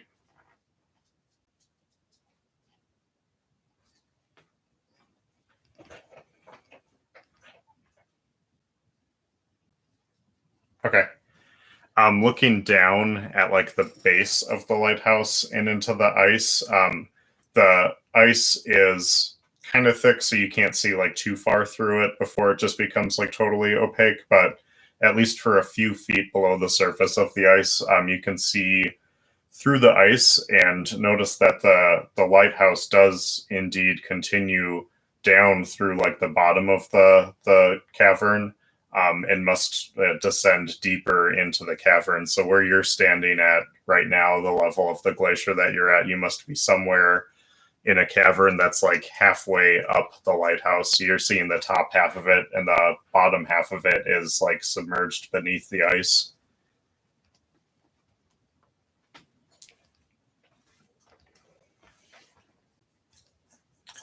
He says it was hard to keep track of time, but it must have been 3 or maybe 4 days.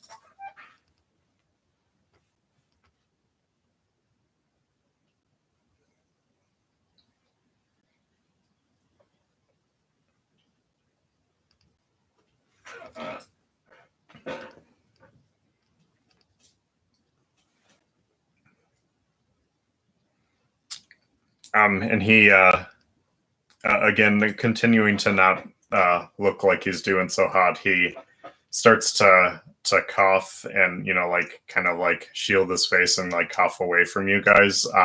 But he looks up and with the hand that's not kind of like doesn't have the arm that he's coughing into, he points up towards the top of the lighthouse, and you can see that there is a like a window porthole towards the top of the lighthouse that could be used for observation.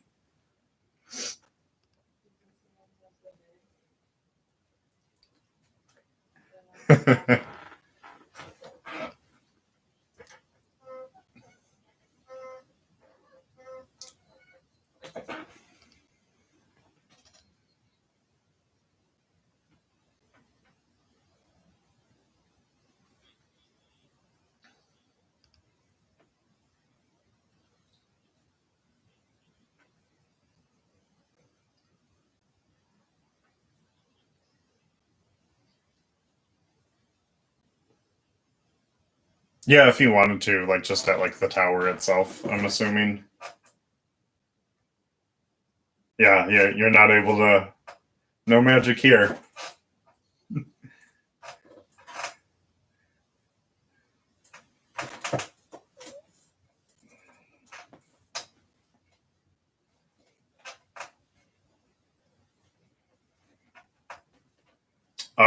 Yeah, so it's not like the same as like a detect magic where you're just looking at it, something can tell what's magic, but there doesn't seem to be anything unusual about the lighthouse itself besides its position, but it's hard to kind of get a read on whether anything is like magical or unnatural in here, because really the entire glacier itself seems to be like magical and unnatural, so it's kind of throwing off any perception of magic that you'd have on some of the like buildings and things inside of it.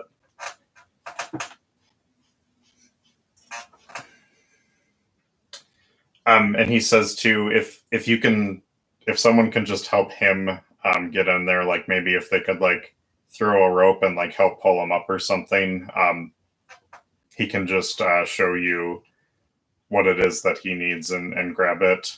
And he also has some things inside that he can give to you.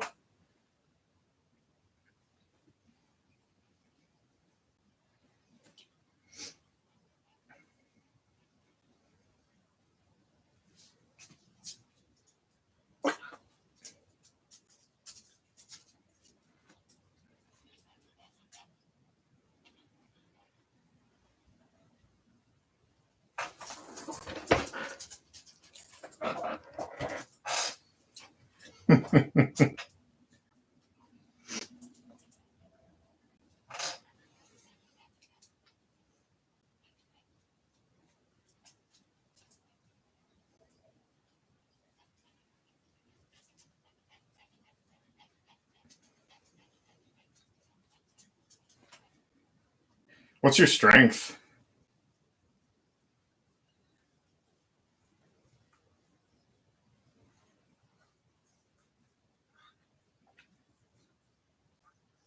Yeah, I was like, I don't think that's your strength. Oh, that's your athletics.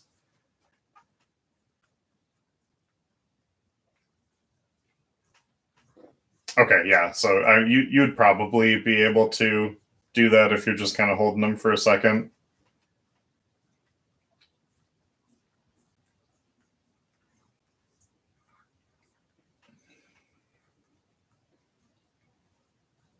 Yeah. He doesn't seem super heavy, so you might be able to do that. I think you'll have to make like an athletics check for it, but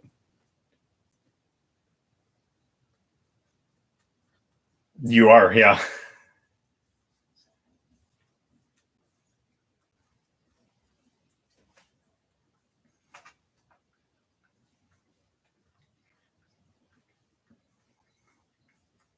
Okay. Okay. So he can just fly. All right. Go ahead and make an athletics check for me just to make sure that you can carry him all the way up.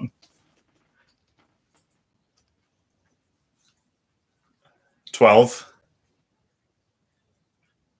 All right. Yeah, I mean, it wasn't that like a particularly difficult one. So you're able to like start running up with this guy on you, and you start to lose some speed, like just as you're reaching the top. But you're both able to like just kind of with your last gasp of energy, like reach and grab the side of the window and pull yourselves in.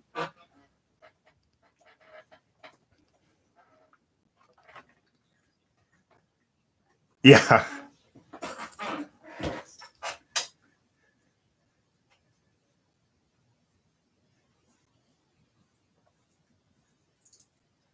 Oh shit! Yeah, I forgot about that.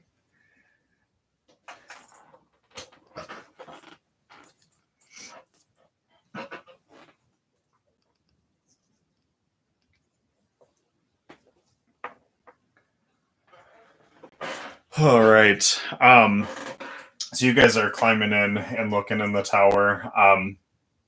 The Yeah, you guys are just at like the bottom of the lighthouse right now. Like they just climbed up and like disappeared into the like top room there. Um, those of you who are still on the ground level outside, it's basically yeah, Maze, Lako, Lodex, and Valen are out there.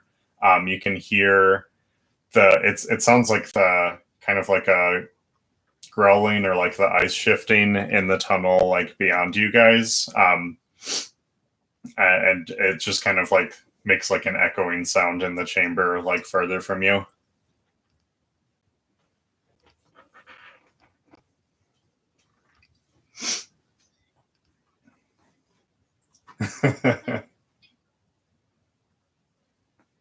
All right, and then I'm gonna pop this off here and I'm gonna go to the inside of the tower. Let's see here. So inside, Slytherin, you have old man next to you, and you can see the like a chest on the opposite side of the room, which is like probably where he's keeping his stuff. But inside of the lighthouse, you can also see a bloody corpse on the ground that looks like it's like lying face down, and it's both its like neck and torso look like they have been like badly torn and chewed on.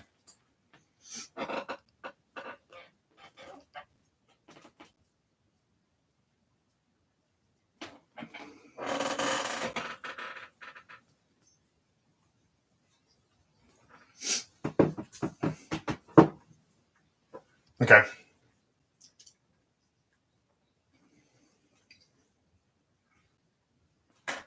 And as you do that, you're kind of like in a defensive position, like in the opposite corner, like between the two. And you can see him turn to face you as you're in your like defensive position, and his like shiny like glasses eyes are like kind of like glowing yellow at you. And it looks like as he's looking at you, like he's looking a lot sicker and worse right now, and like all of the like skin on his body looks like it's actually like starting to like peel and slough off as he approaches you.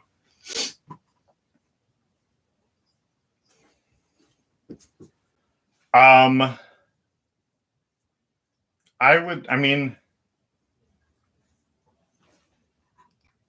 you probably would be, but you were like literally carrying him, so he probably has a pretty good idea of where you are. So I'm gonna have. Oh no, go ahead. I was gonna say, let's see. So he is approaching you and moving toward you. So I'm gonna have you roll. Just make an initiative roll for me.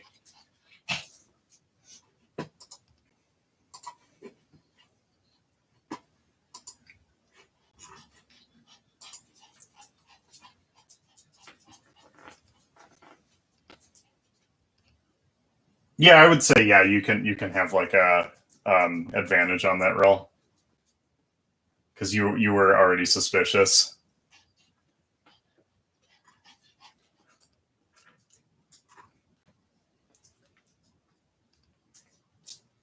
Okay. So he is looking a lot more sick now than he did before. And he like hungrily lunges out towards where he thinks you're standing. And he looks kind of like this now.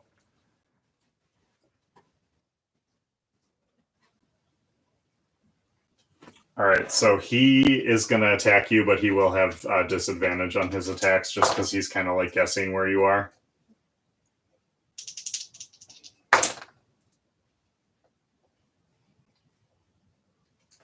All right, so he kind of like jumps in and like just kind of like tackles the ground where he thinks you're standing, and like tries to claw and bite, but ends up missing you. You can go ahead on with your turn.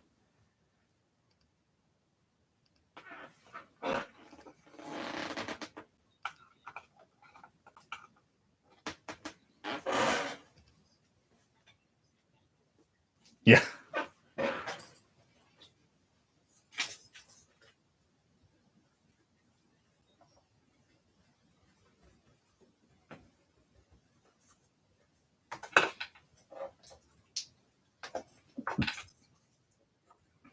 Okay, that hits.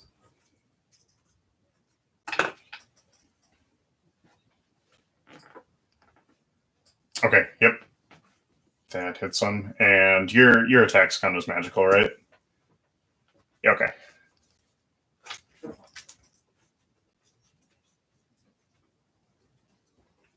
got it. Yep.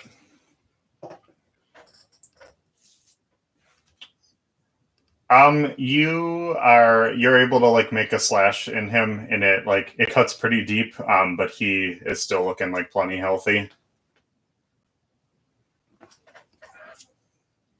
Okay. Okay, that hits.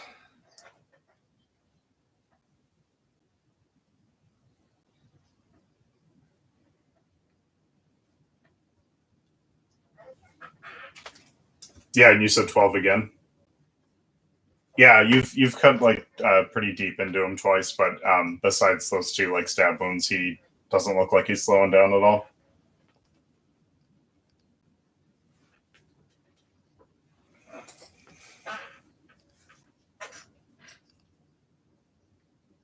I don't remember. It might be in your features and traits, or it might be in your actions.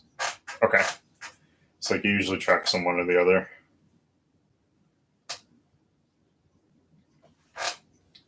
Yeah, so you just get to do two more like unarmed bonus action attacks. Yeah, I think so.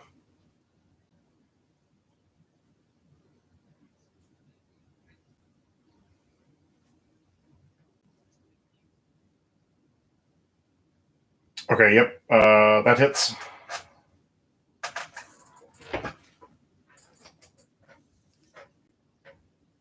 Okay.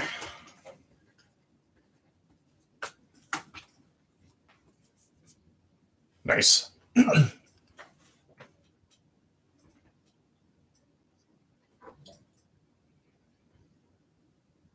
You roll the dice twice, so you won't add the +5 or whatever twice, but you will add, or you'll roll all of the damage dice twice. So it's like a D8 or D10 twice, like whatever you roll for that.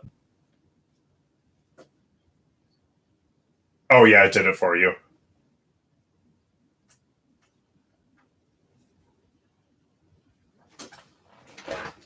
Nice, that was a good one. All right, yeah. So like one of those punches was a little weak, but the other one you managed to like punch him and like just like you can feel the punch hit him and like crack a few of the ribs in his body. So he's looking pretty. He's like pretty bloodied, hurt right now, but he's still alive. No, you're not. Um, yeah, you can.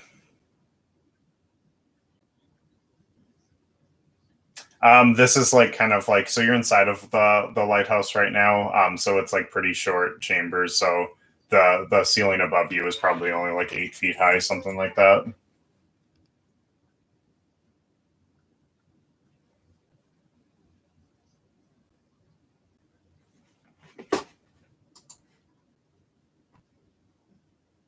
The room you're in is also tiny. Like there's no way for someone to like sneak up behind you or anything. You're in like a room that's like maybe like 15 by 15 or something like that, or like 20 by 20, like 8 feet in the room that you're in. The whole thing. Yeah, well, you're above the like glacier floor. You're about like 40 feet up, but the total lighthouse height is supposed to be like 100 feet.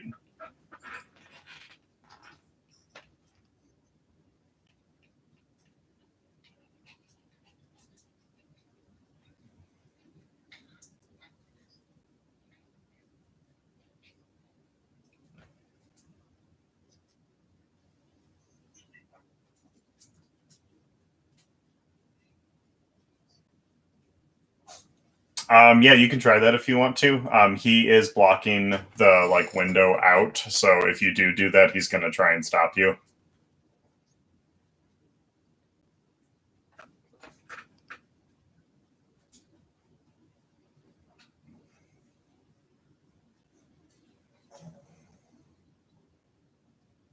Okay.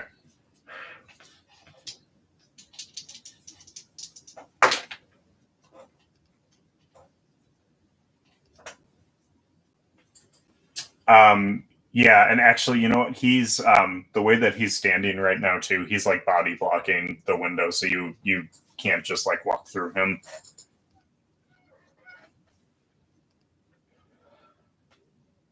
That would be like another action, like if you wanted to make an attack against him to like tackle him.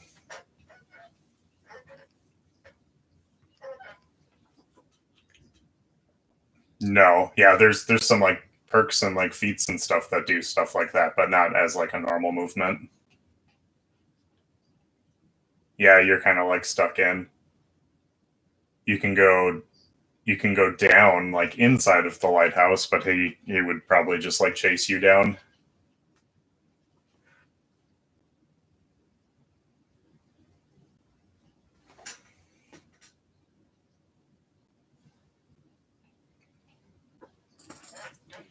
Just get ready to tackle. All right. Yep. Yeah. Yeah. I mean, you've pretty much done all the damage you can this turn.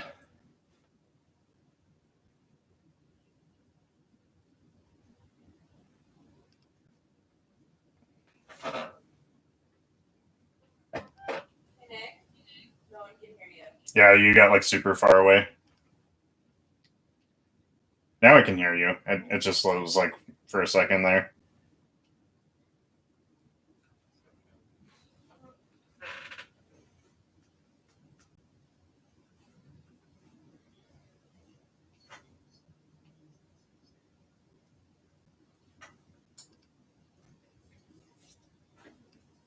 You're gonna declare an emergency meeting.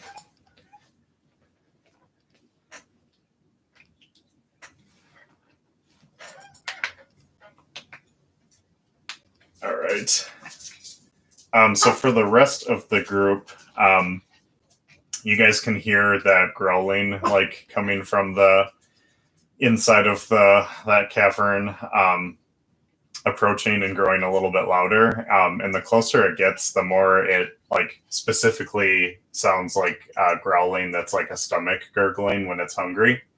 And you can see a zombie kind of shamble into view that looks a lot more ravenous than the other ones that you've been fighting so far. And it's stretching its mouth like open super wide, like it almost like it's like unhinging its jaw. And it just lets out this like blood curdling scream that sounds a little bit like words, but is unintelligible to most of you. Do any of you speak Abyssal?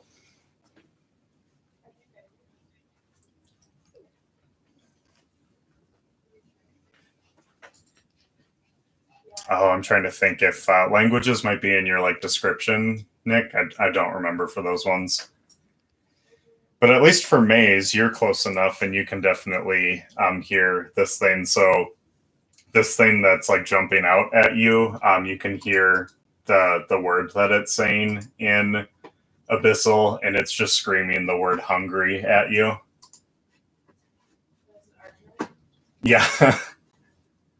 And it looks like this one. And this guy is jumping forward. So I'm going to have the three of you that are outside also roll initiative.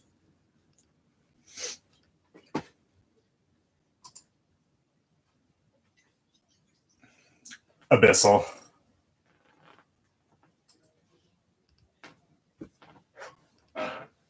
Yeah, all of you that are outside.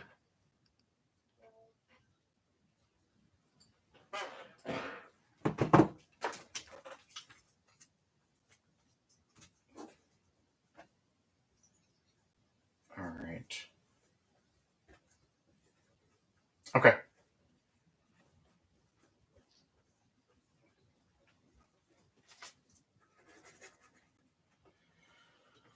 All right. So this thing is going to lunge forward and moves up to you guys.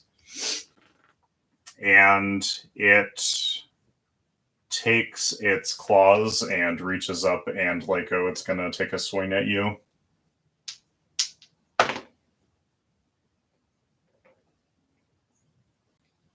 Oh, it's a bummer. Okay, its claws miss, but then as it continues to run, you can see its like jaw just like unhinges like super wide, like almost like it could stick your whole head in its mouth, and it moves in to make a bite against you. And Leiko, is your armor 16 still? Okay. It does hit you with its bite, like as you're trying to back away, and it just like grabs like one of your arms in its mouth and like bites down on it. Let me see what the damage is.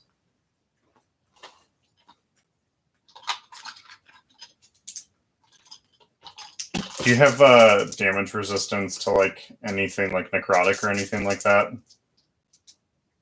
Okay, I wasn't sure if I was not sure if the dead rogue had that or not. Okay, so it bites you, and you can feel it like clamping down like really hard on you, and it almost feels like it's like kind of like drawing the life out of you when it bites you. So it deals 25 damage.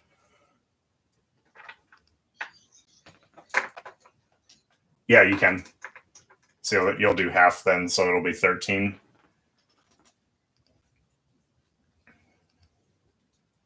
And then it is your turn, Lenko.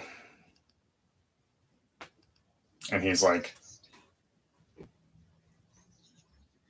no, yeah, it took a bite at you, but it's not grappling you or anything.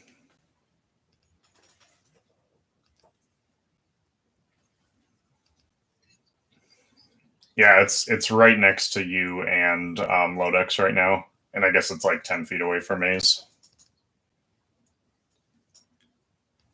So far this other one that you guys are fighting just charged forward and it bit Lyco. Okay.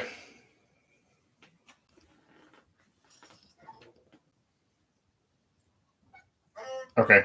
That does not hit. You're able to take a like swing at it, but it just kind of like bounces the sword away from its body.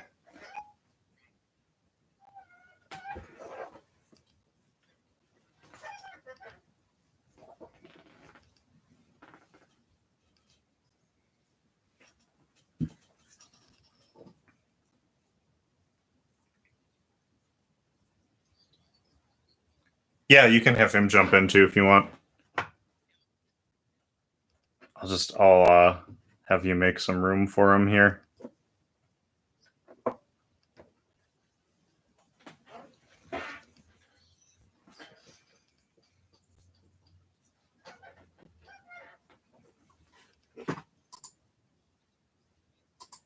Yes. Yep.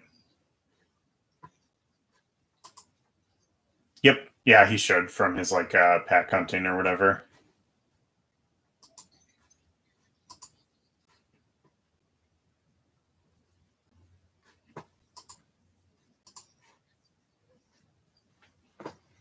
Okay.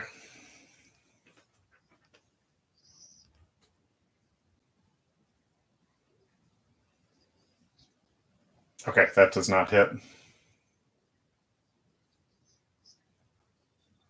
Like +8 or just that?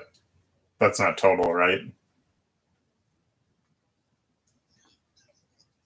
Okay. But even with +8, I think that was like a 15 and like a 13, right? Okay, yeah, those do not hit.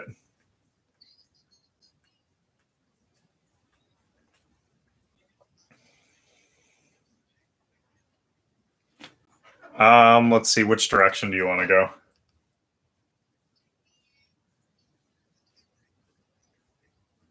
Okay, yeah. Did you want to like disengage first or anything so he doesn't take another swipe at you? Okay, yeah, I'll just move you like as far into that corner as you can. Yeah, and then Lodex, it is your turn, and he's like right next to you and the wolf right now.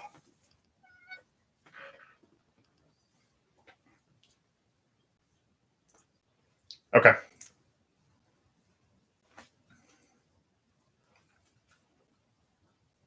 Okay, that does hit.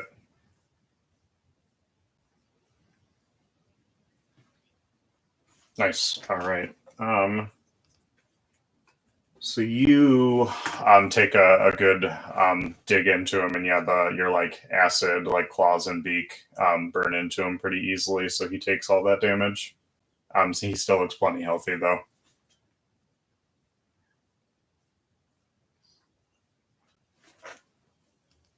Okay. Maze, do you want to do anything? Or your turn next, I guess.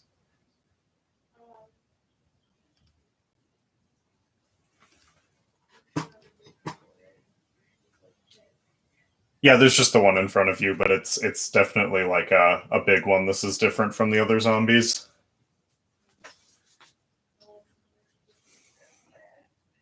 Okay.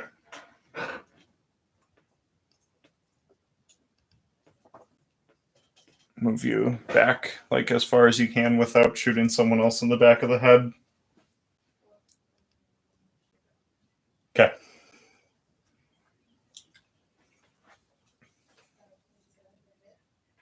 Yep, that hits.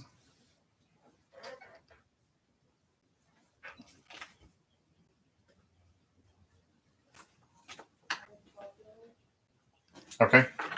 That first one hits him. He still looks completely fine. That one does not hit. That one kind of like the bullet just kind of like grazes him and like hits him on the side there, but it doesn't really do any damage.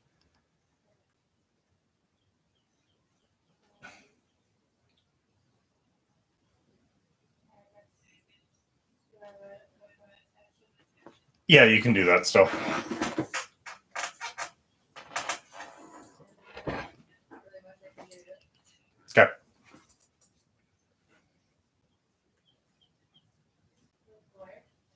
That hits.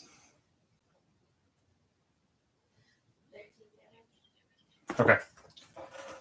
All right. Yeah, you hit him twice there with your gunshots. He looks a little bloody where you've shot him, but otherwise is looking fine. He still looks very hungry. Let me see here.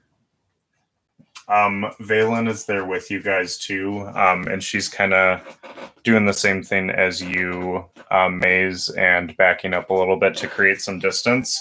But she casts Chill Touch, and you can see like a skeletal hand like reach out from her and extend to grab onto this thing.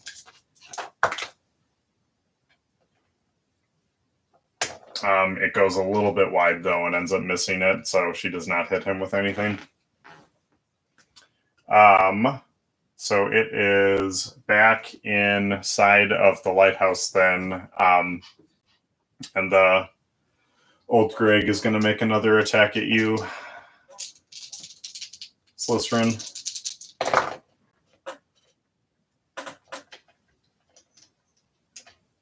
What? Oh shit! Yeah, I didn't hear anything you were saying. Sure, I missed plenty of the good bants. So he takes some swings at you, but with your cloak still activated and just kind of creating some illusions, he has a hard time pinning you down and doesn't end up hitting you. So it's your turn.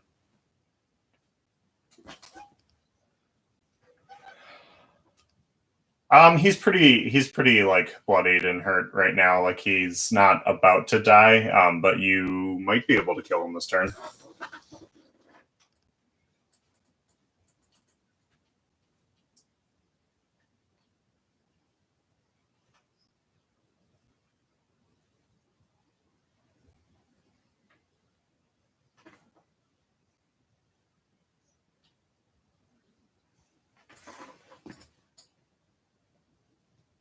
Are you going to try and use him as like a hoverboard?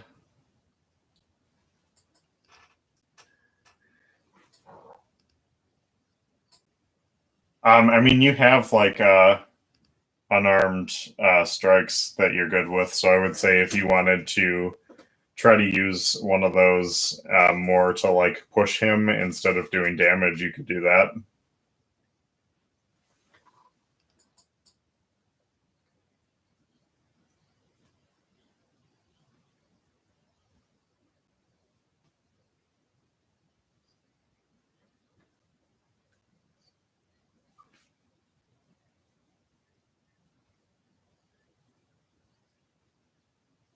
Yeah, I would say like you're basically just using an unarmed strike to try to push him, so it would just count as one of your attacks.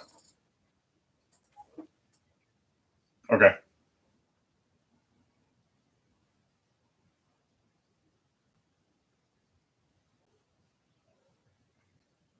Yeah, that hits, and I would say that that's a good enough hit where you're able to kick him with enough force to like push him out the window, and if you wanted to basically follow through with that kick and just like follow with him, you could do that.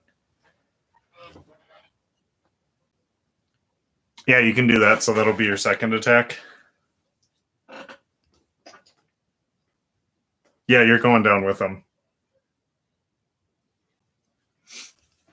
So you can use your slow fall for that so that you don't take damage. So that first one, you kicking him out of the window does not necessarily do damage to him, but he does take 11 fall damage from it.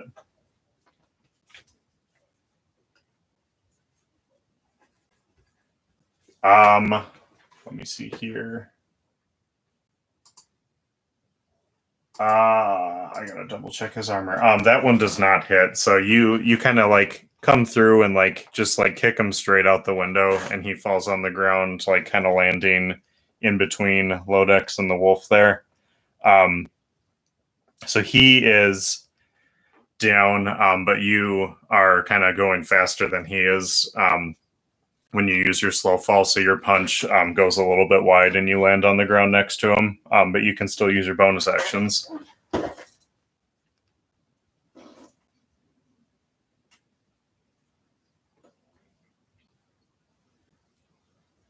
He is pretty badly hurt at this point, and he's prone now.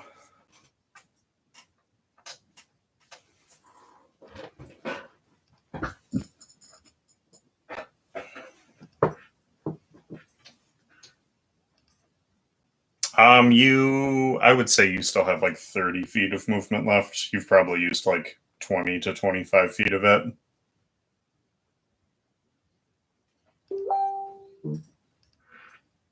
Okay. Yeah. If you go to this side, you would be like with Lodex. Yep.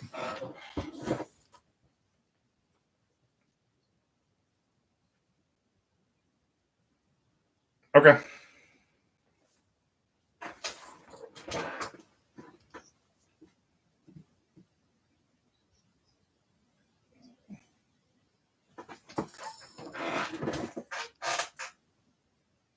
Yes.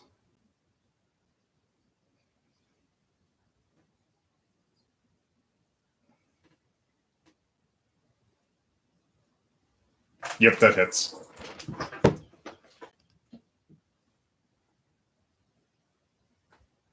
Okay. That one hits him. That does not hit him.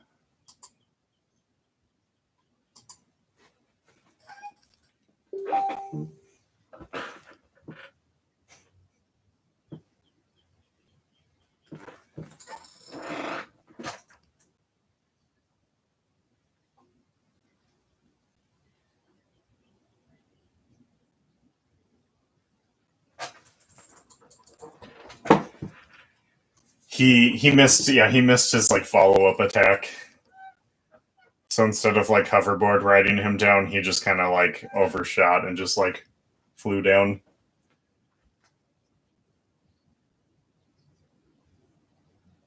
Yeah, well, and the other guy's prone too, so like already would have advantage on him. Let me see. So the one that's standing is next.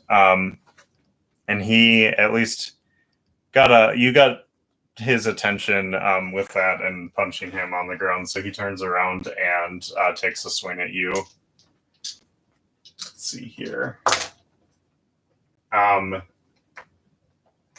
His claw misses, and then his bite misses you as well. You got lucky; he had a disadvantage with a 20 in it.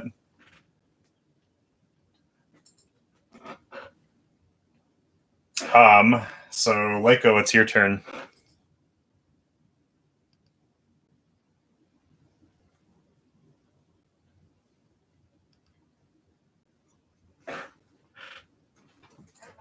Yep, I can hear you now.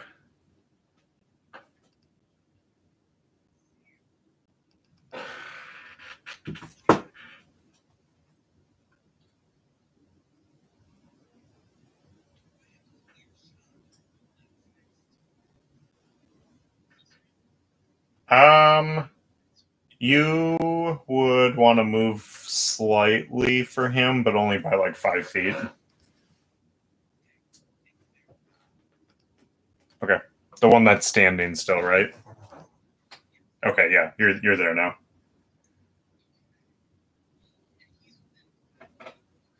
Of them, yes, not of you.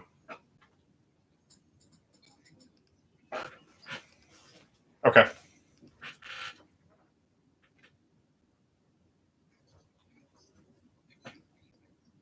Okay. Okay, that hits.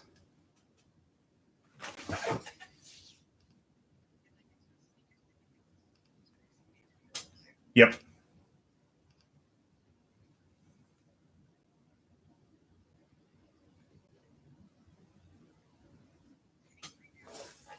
Nice. All right, that one hits him. Yes, yeah, so that one does all the damage to him. Yeah, that one hits him good. And like, you can see that dart sticks in him and leaves a pretty good hole that starts to bleed.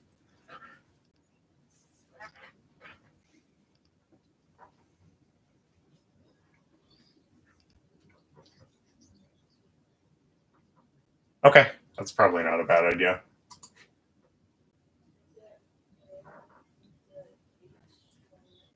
Yeah, with an H.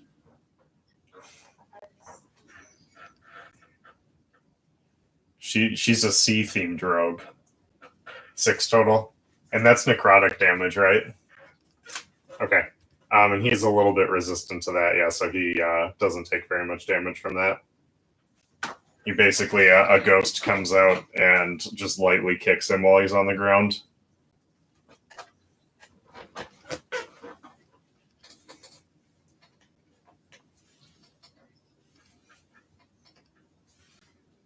Yep.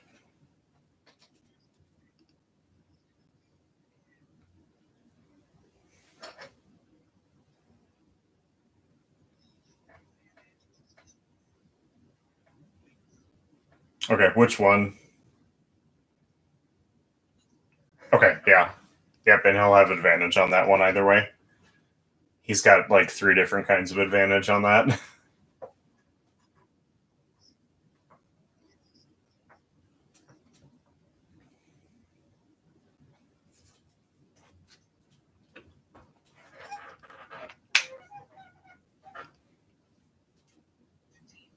That hits.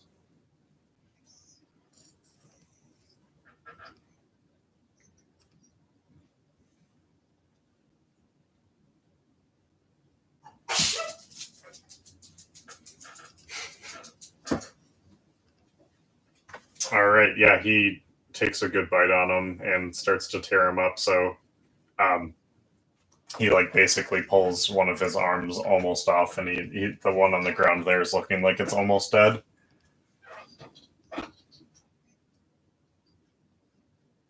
Okay, does the I don't know if you did both of your attacks with the wolf or not, but does he have another one left still, or was that both of them?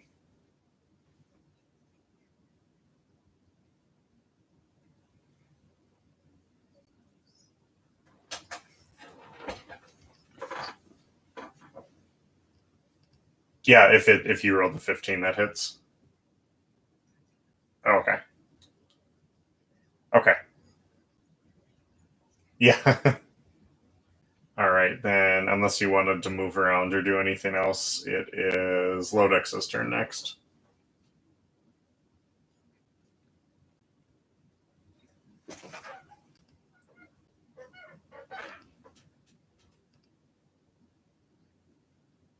And then May's your next.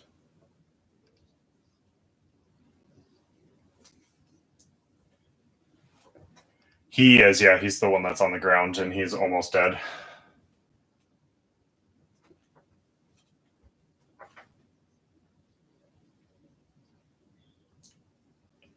Yeah, the one standing is like in between you and Slytherin.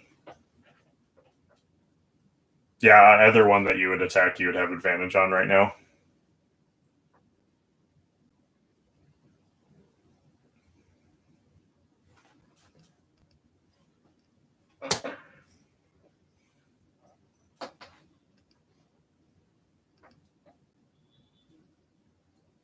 Okay.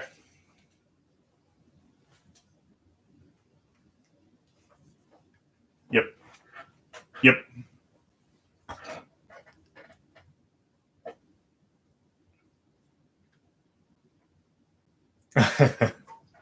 Okay, 18 hits.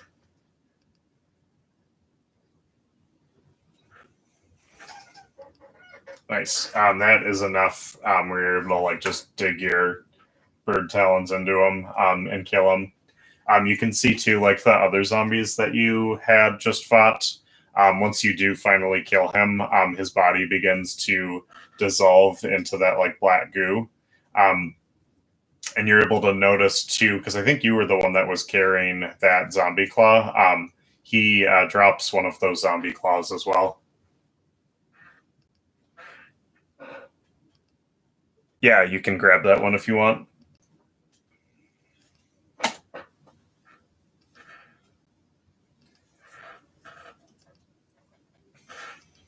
It's gonna make like a Daryl necklace.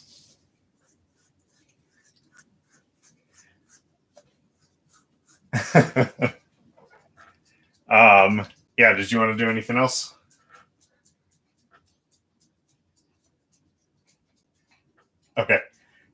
It is Maze's turn, if you're done.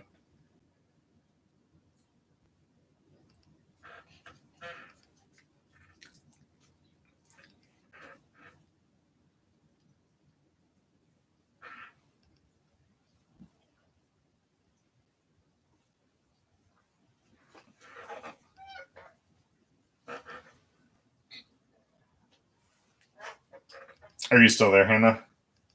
Oh, yeah, sorry. Oh, no. Oh, yeah. Now I can hear you.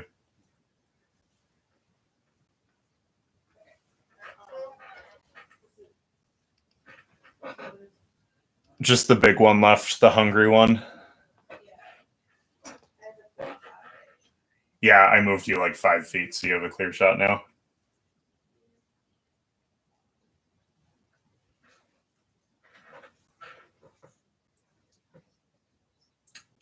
Not normally, no. They don't get to like flank or anything. But if it was for other reasons that they were exposed, like if they were prone or something, then they could, but not for flanking.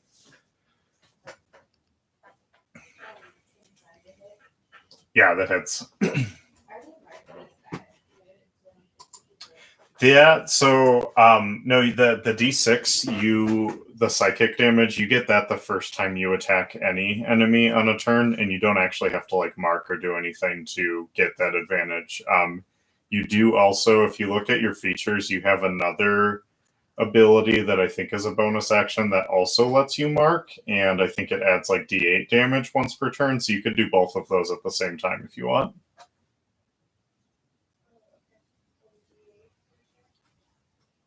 Yeah, yep. And that one is against one specific enemy.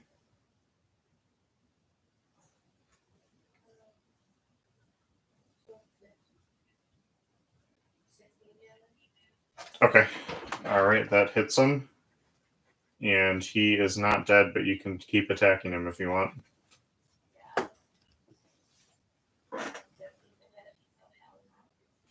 That one just misses him, kind of like glances off of him again.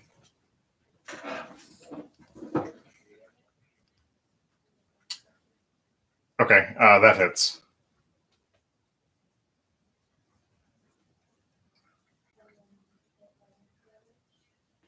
All right, 11 more. Let's see. So you shoot him another couple of times. So between a lot of the attacks that some of you guys have done so far, he is looking pretty bloodied and hurt now.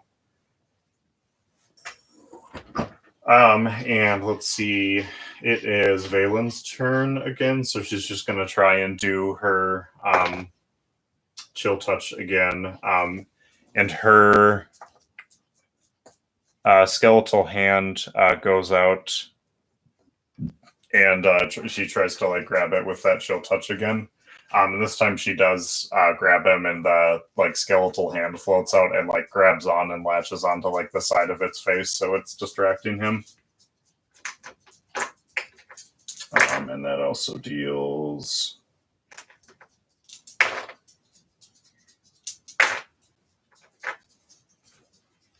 like 13 damage to him.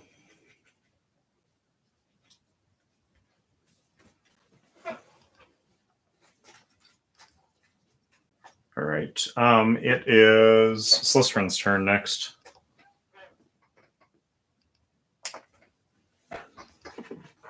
Yep, you're flanking him right now.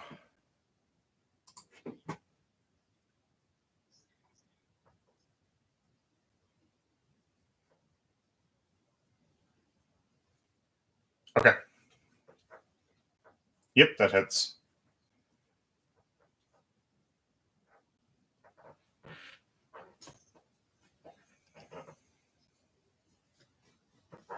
All right, 14 is good. Still alive, but yeah, keep going. Okay, that hits. Okay.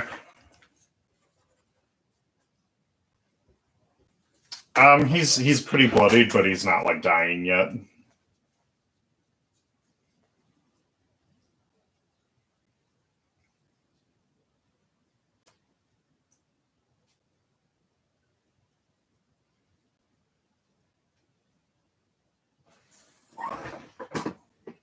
Yeah, I mean your cloak is already up.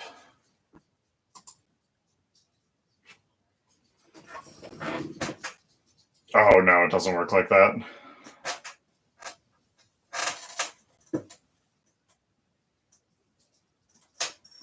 Okay. All right. He's like pretty injured, but he's not dying yet. He's got a decent amount of health left. Let's see here. He is still looking pretty hungry. And he sees lots of those monk illusions in front of him that look like there's just like lots of snacks. So he's going to try and grab at one of them and eat it.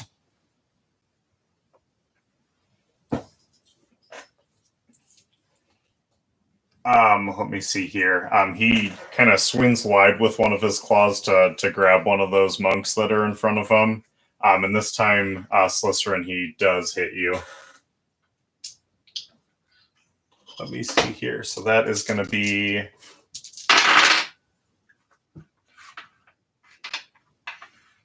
25 slashing damage, and you are grappled.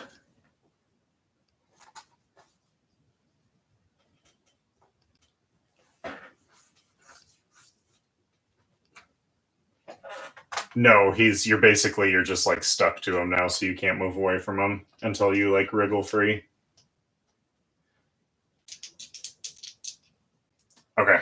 And then while he is grappling you, he opens up wide and goes in to take a nice bite of you. No.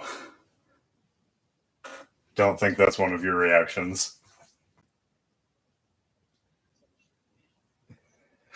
Only if you ready at first. Let me see here.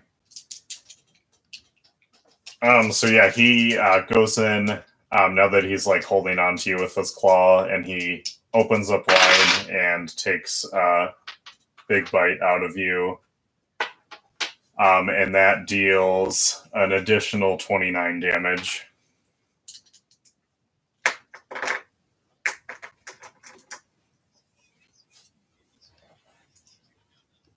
Yeah.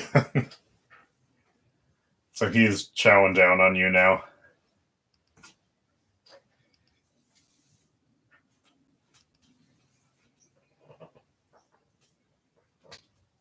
Lyko, it's your turn.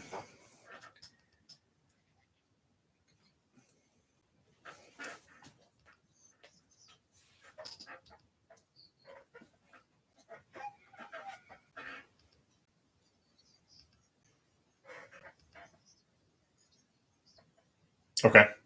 He's also the only one left.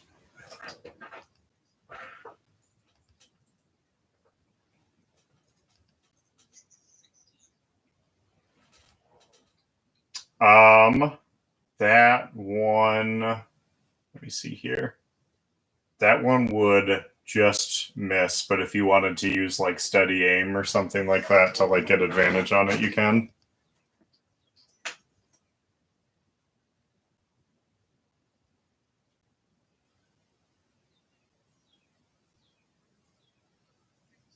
Okay, no, that still misses.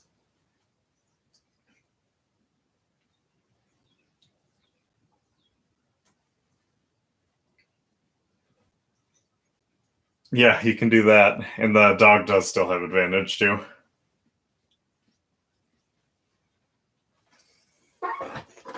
Yep.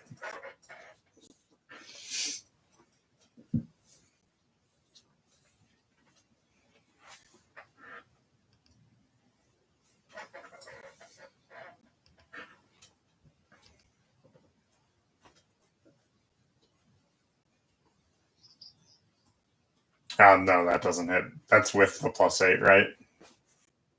Yeah, that doesn't hit.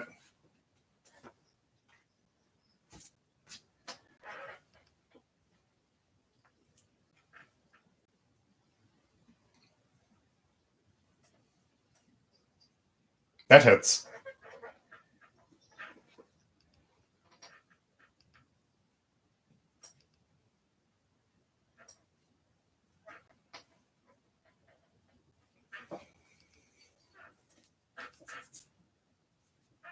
Nice. Okay.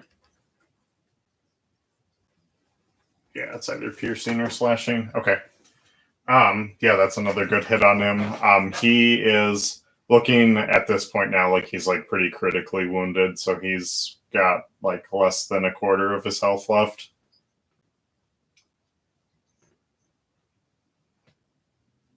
And then anything else from you? Okay, and then Lodex, it is your turn, and Maze is going to be next.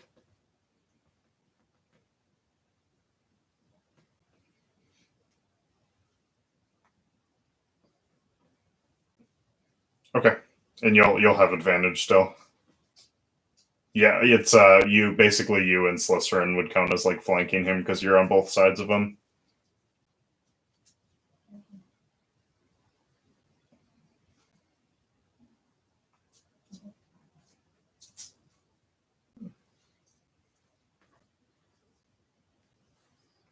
All right, that hits.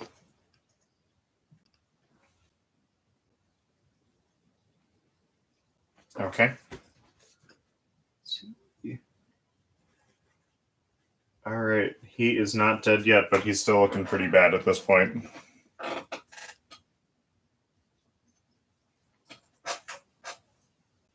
Okay, Maze, you would be up then. If I grappling, Yeah. could I go like a swinging strike at him and grapple and take him away from him? No, then you would just have like a big grapple train going on. So then they would just both be grappled.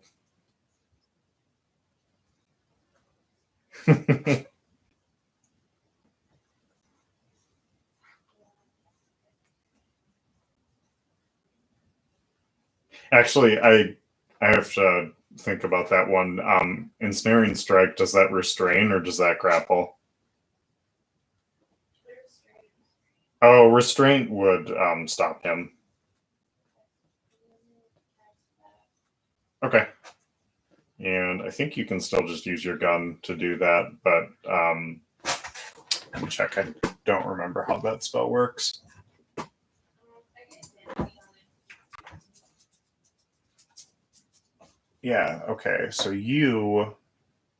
you make a weapon attack.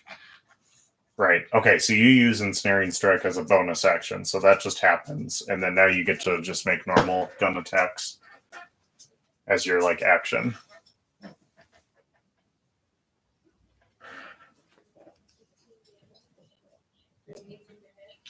Yep, 18 hits. So that you roll damage, and then I need to make a strength saving throw.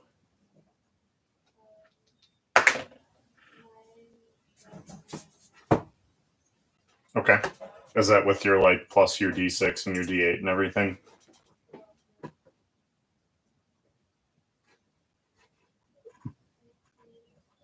What about the damage and the And then yeah, go ahead and roll that too. So that's another D6. Yeah, so that was 8. For a D6, or did you do it at a higher level? I did it Oh, okay. so I got Okay, so 27. Oops.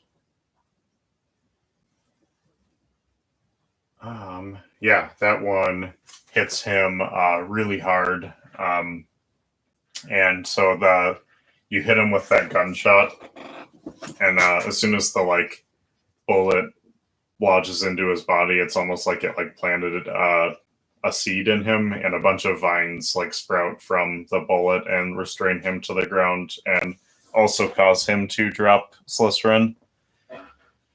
He looks like he's about an inch from dead right now. If you want to make your other attack,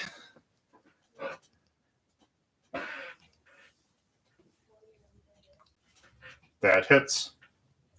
And without even rolling damage, you can roll your damage if you want to, but you can also tell me how you want to kill him.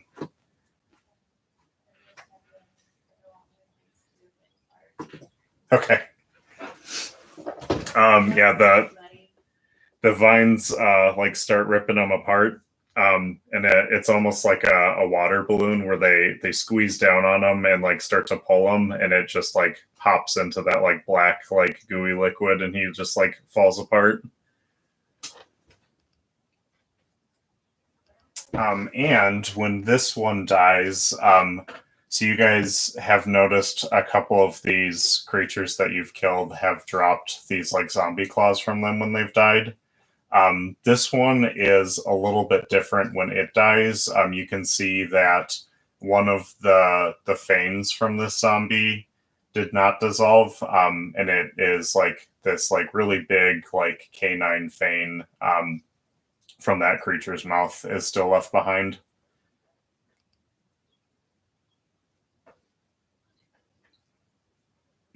If you want to take that one and add it, Lako, you can call that one a zombie fang.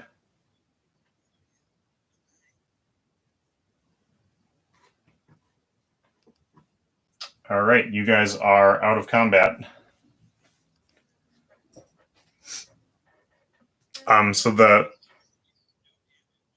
He just, I guess he didn't attack or get attacked. Right, I think the creatures that you guys were fighting were not like super intelligent, so I was trying to have their attack response mostly just be focused on whoever was doing damage to them, and your wolf just really wasn't hurting anyone.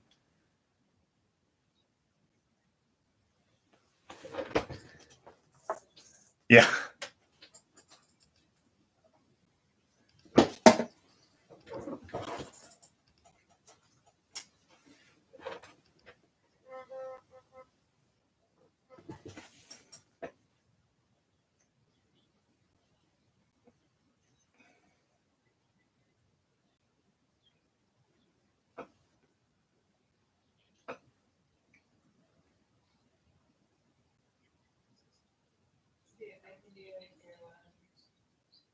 Yeah, or something like that too, yeah. If you wanted to, like potions or healing spells.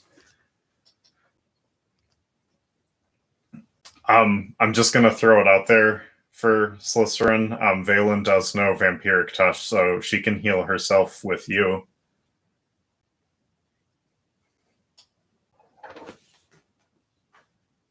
I will cast Feelings on you.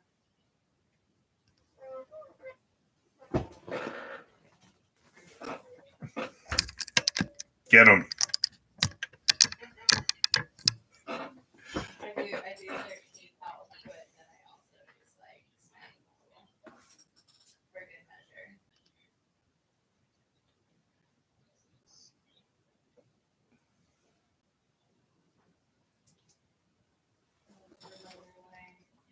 Save you in time.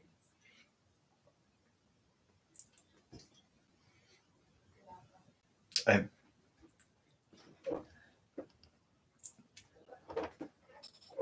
Yeah, and just quiet and super easy. I think so. Slytherin's thing is very slowly becoming the guy that jumps out of windows a lot, and I think Maze is just going to become the like American like Texas character that just shoots everything. Yeah. No, I don't want to be started. He's too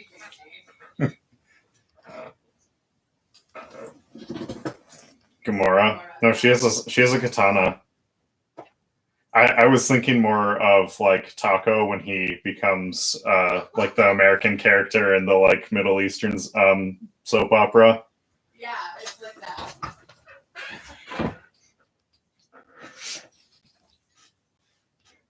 What?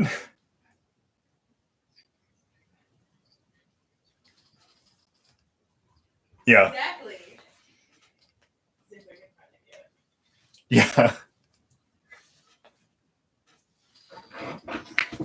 All right. So you guys are safe in the caverns again for now. Really, as far as paths forward that you can see, Slytherin was able to get into the lighthouse, and outside of the one guy that attacked him in there, it otherwise looked empty in there. And it is possible to continue to go down in the lighthouse. So that is an option. The other thing that you see nearby is that the like slippery like ice slide tunnel that you saw at the beginning of the cavern. You can see that that tunnel continues through this part of the cavern. And the point, kind of like behind where Slytherin is standing there, you can see that the tunnel kind of like shifts and like goes down into the glacier, like pretty steep from that point. So you could descend that way as well, but that would be a slippery way down and would be hard to make it be anything other than like a one-way trip.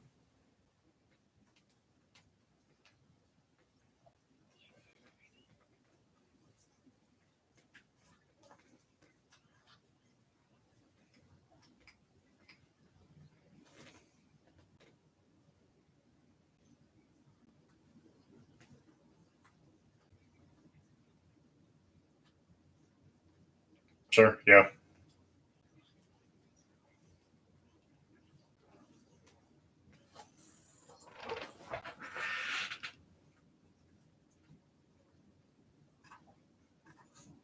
Let's see.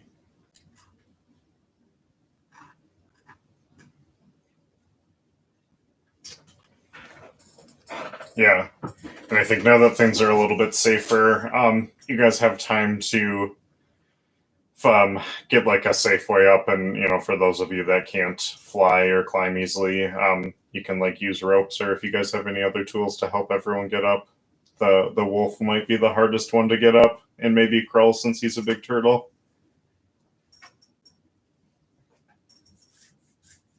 The wolf? Technically, yes.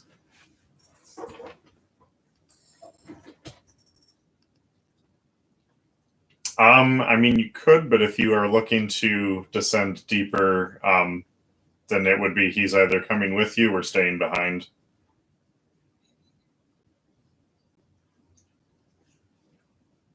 You can if you would like. I will. I'll just say that you don't know when you might be going back, and I won't make any promises that it'll be anytime soon.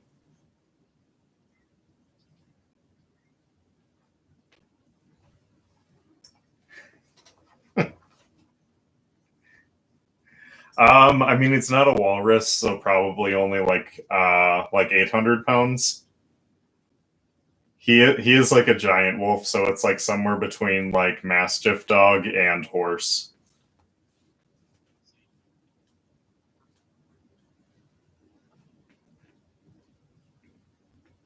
You guys didn't buy the balloon pack.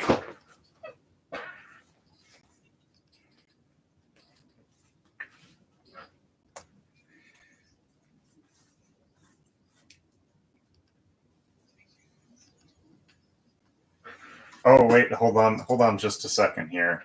I might have an idea. I have to see if I have this spell or not. I don't know if I actually do.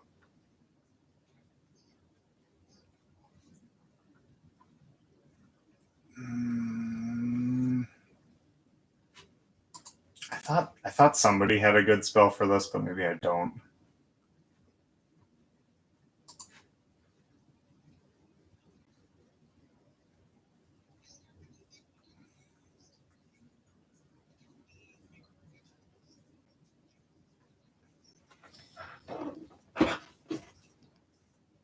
I mean, you could do that at ground level right now too. If you guys just wanted to fucking cave right through the wall, you could do that.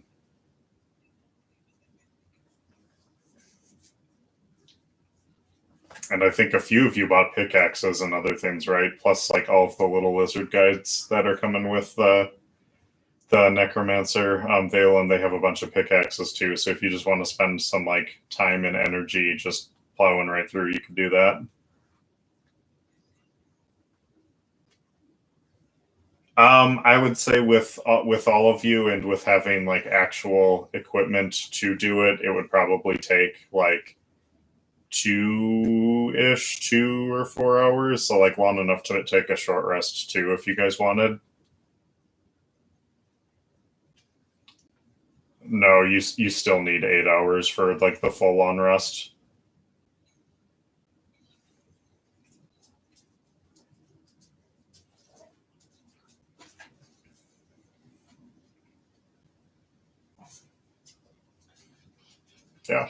If you guys want to do that, though, you could also, as part of that, and like taking like shifts, like tunneling through, everyone could take a short rest too.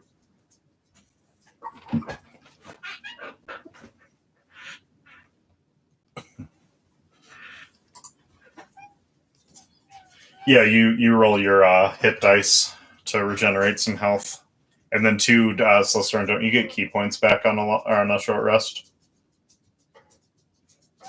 I think you do.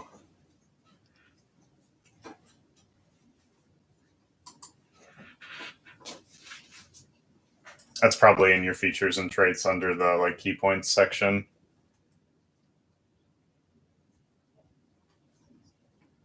Oh, that would be also features and traits, but it's one of your racial ones. Like it's part of you being an elf.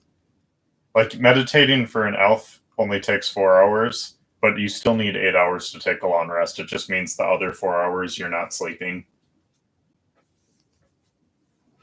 So you have like 4 hours of time to just like bullshit and do activities if you want, whereas like normal creatures need to sleep for like 6 hours and only have like 2 hours of activity time.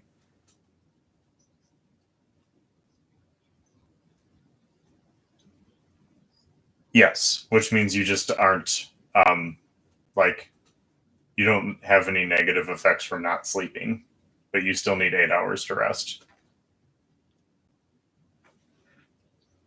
Yeah.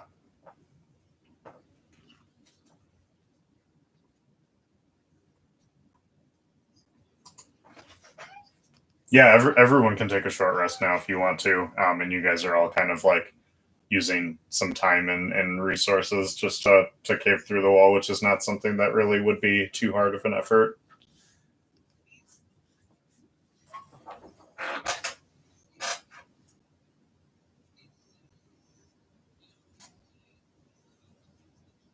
Mm-hmm. I think times the total of how many hit dice you're using, because you can do that for as many hit dice as you want. Because you guys at this level would all have 12 hit dice, and you don't get them back until you take a long rest.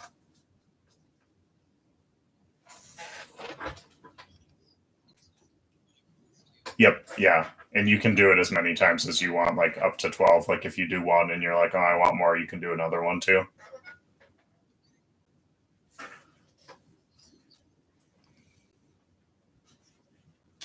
Um, I would have to look. I think, just looking at short rest here. So at least on my side, if I'm looking at the short rest menu, when you click short rest, it tells you what you recover. So you get your key back, and then there's like check boxes for all your hit dice, and I think you just check as many of those that you want to use as you want. So if you wanted to use two, you just do like 2 checks and do whatever.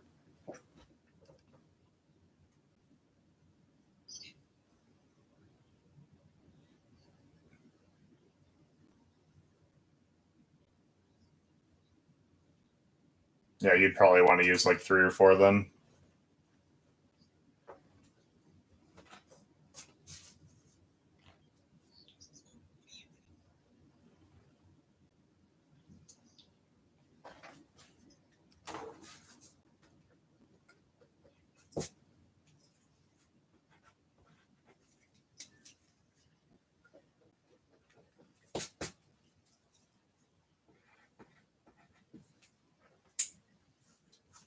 I think the 3 of you are all D8s.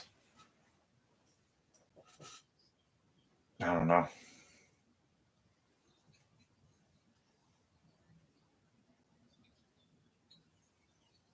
Yeah, it does.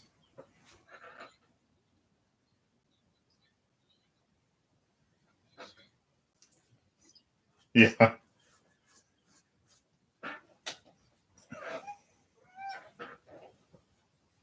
I think Hannah does the average. Maybe. Yeah,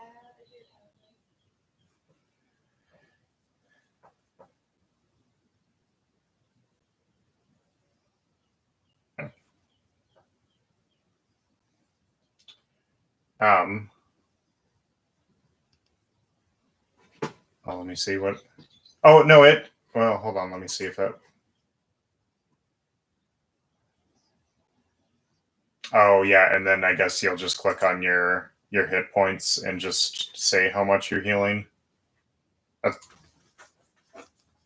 Yep. Yeah. That's weird that it's not just built into the short rest, but whatever. Yeah, that's fair. Yeah, that's strange.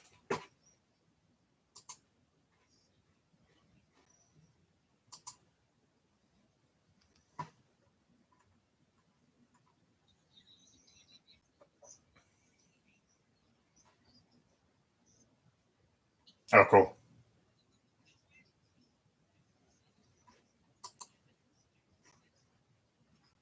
Oh. Yeah.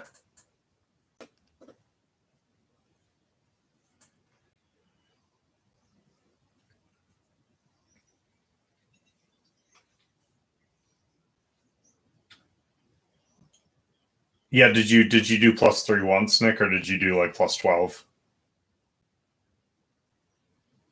Because you roll the dice 4 times.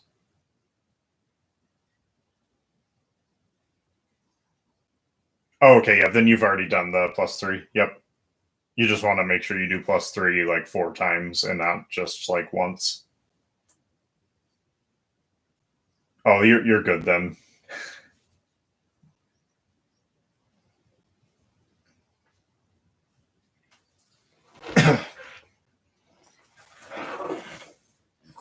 Oh, use a potion of healing.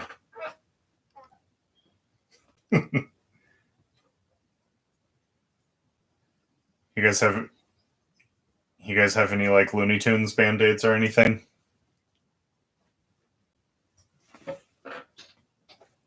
Okay.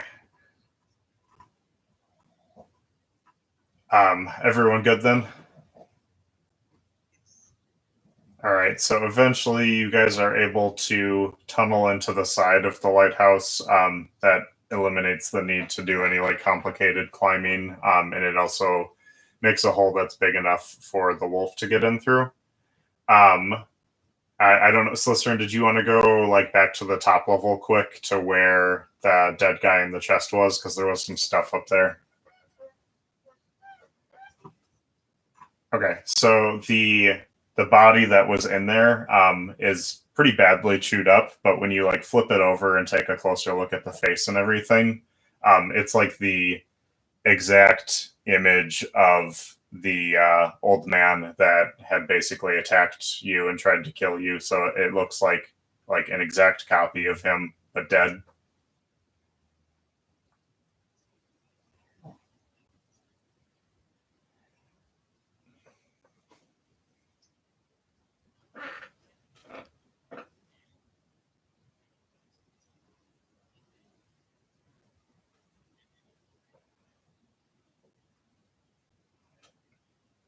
I would say that that was a pretty good investigation check.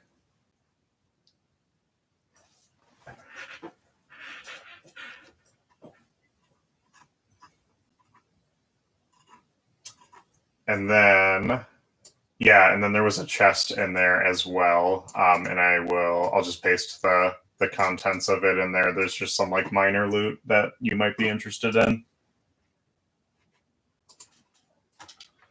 All right, that was the like treasure that was in there.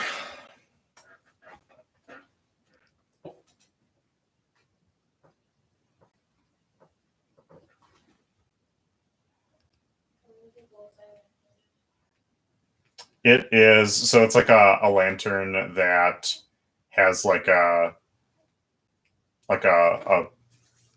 one facing like direction hole in it. So instead of it like leaving light everywhere, it like focuses the light in one direction. Yeah, so it's like almost like a flashlight.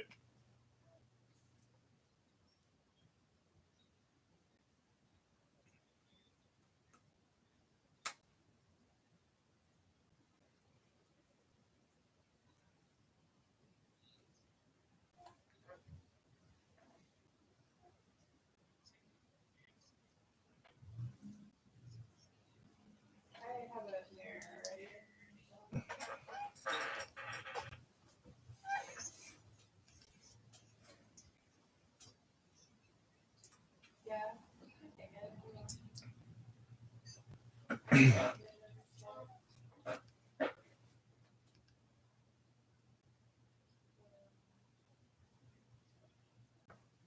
$125.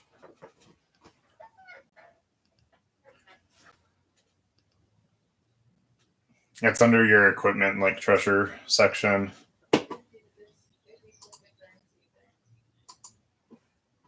Right, yeah, it's like top right corner.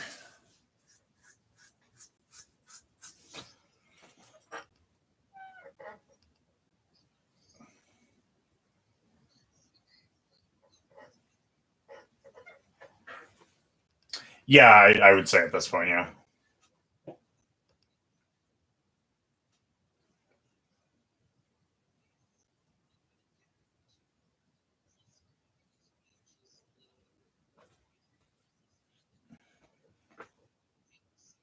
Okay.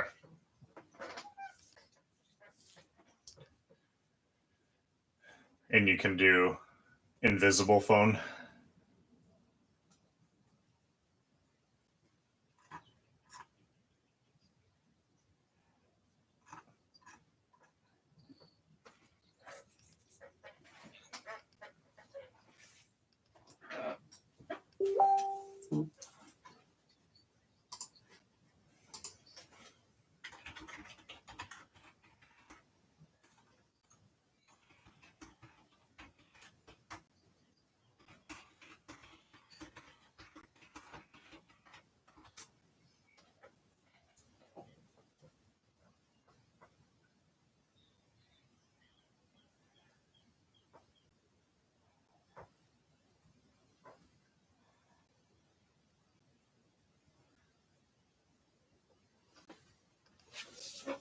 You don't. Yeah, you guys you tunneled through the wall, so you don't have to anymore.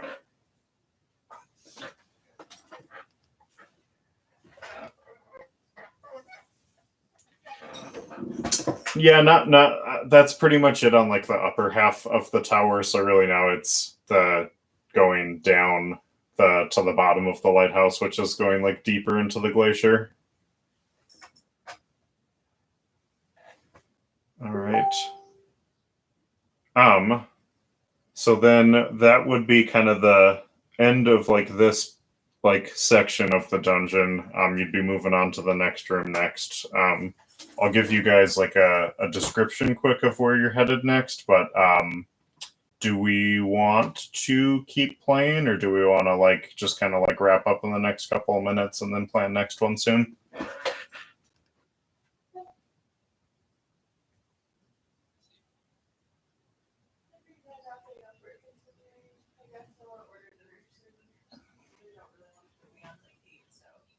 Yeah.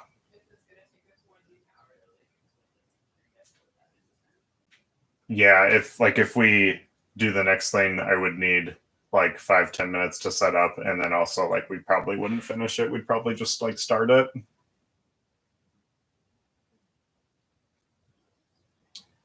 Oh shit, yeah. I think Hannah and I wanted to order dinner in a few minutes too, because we have a place that closes at 8. So um I'll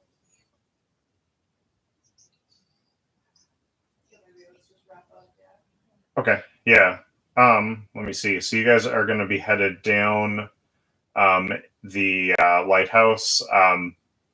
The rest of it is like pretty empty. Everything is just kind of like cold and frozen and covered with frost. But when you get down to the bottom, you like the bottom of the lighthouse actually opens up into another cavern, and it's like a big, like spacious diamond shaped cavern. A lot of the ice down here has melted, and it reveals like stone walls and streets underneath. And you can see the center of this room. There's like a large warm pool of water that is dominating the cavern, and it's filling the chamber with like a really thick steam and hot air. And the water in that chamber is like bubbling as a like large blue worm emerges out of it and starts to glare at you guys. So we can pick up there next time.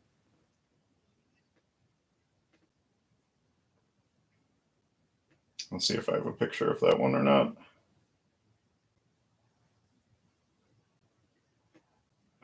But yeah, so we can pick up next time. I don't know. How are you guys looking for scheduling? Because I know Hannah and I have some like busy weekends for like the next few weeks in July, but we might be available. I don't know when, Hannah, like late July or like at the beginning of August. The last week of July and then August is pretty clear. Okay, so yeah, like maybe like the lat.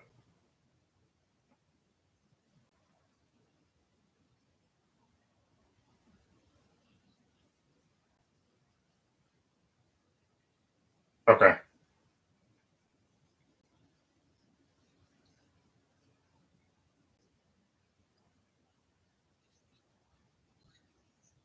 We can't do that.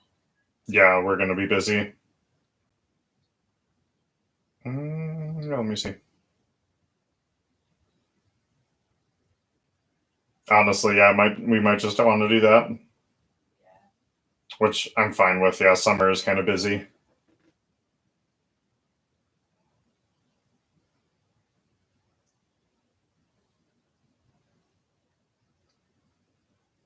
Okay, because I'm looking ahead too. Yeah, and I think July is like the stuff that we are busy with, or like the stuff that we're open with is like when it sounds like Dom and Nick would both be busy. So I think August would probably be better. Okay. Yep. Okay. Okay.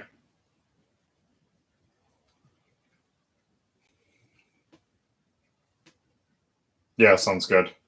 Yeah, I'll put that down for now. Yeah, summer's kind of busy, and I know we don't play as often then. But we'll do that for now, and then like once it's like starting to go into like September and like fall winter, we'll pick things up again.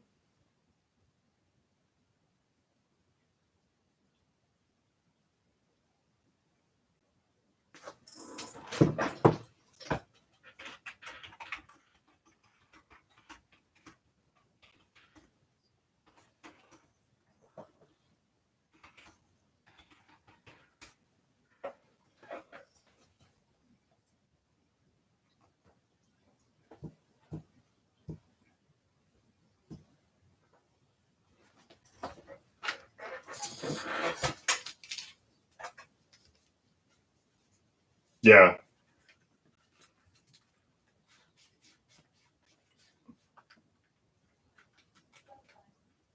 yeah, no, I'm cool with that.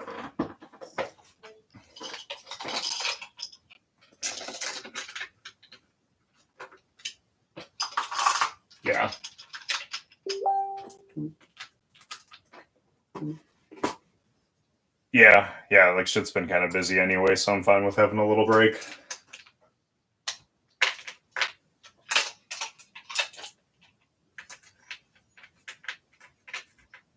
Yeah, thanks, guys.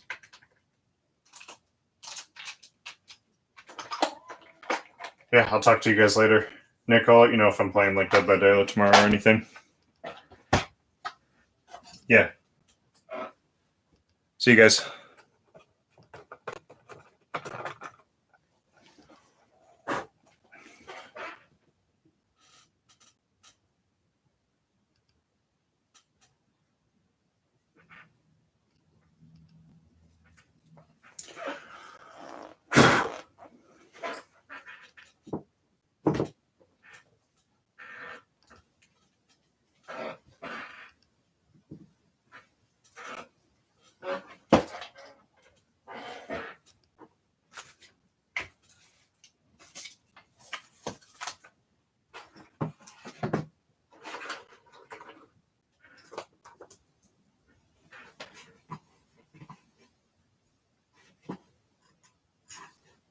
Love you. I love you. You have fun. Yeah, I did. I came up with a good idea with the grapple. Oh yeah, I was trying to remember like what did we do? Wasn't that a good idea? Yeah, it was. It worked well. I've been looking at my spells earlier, and I was like, oh yeah, I should use. You have spells.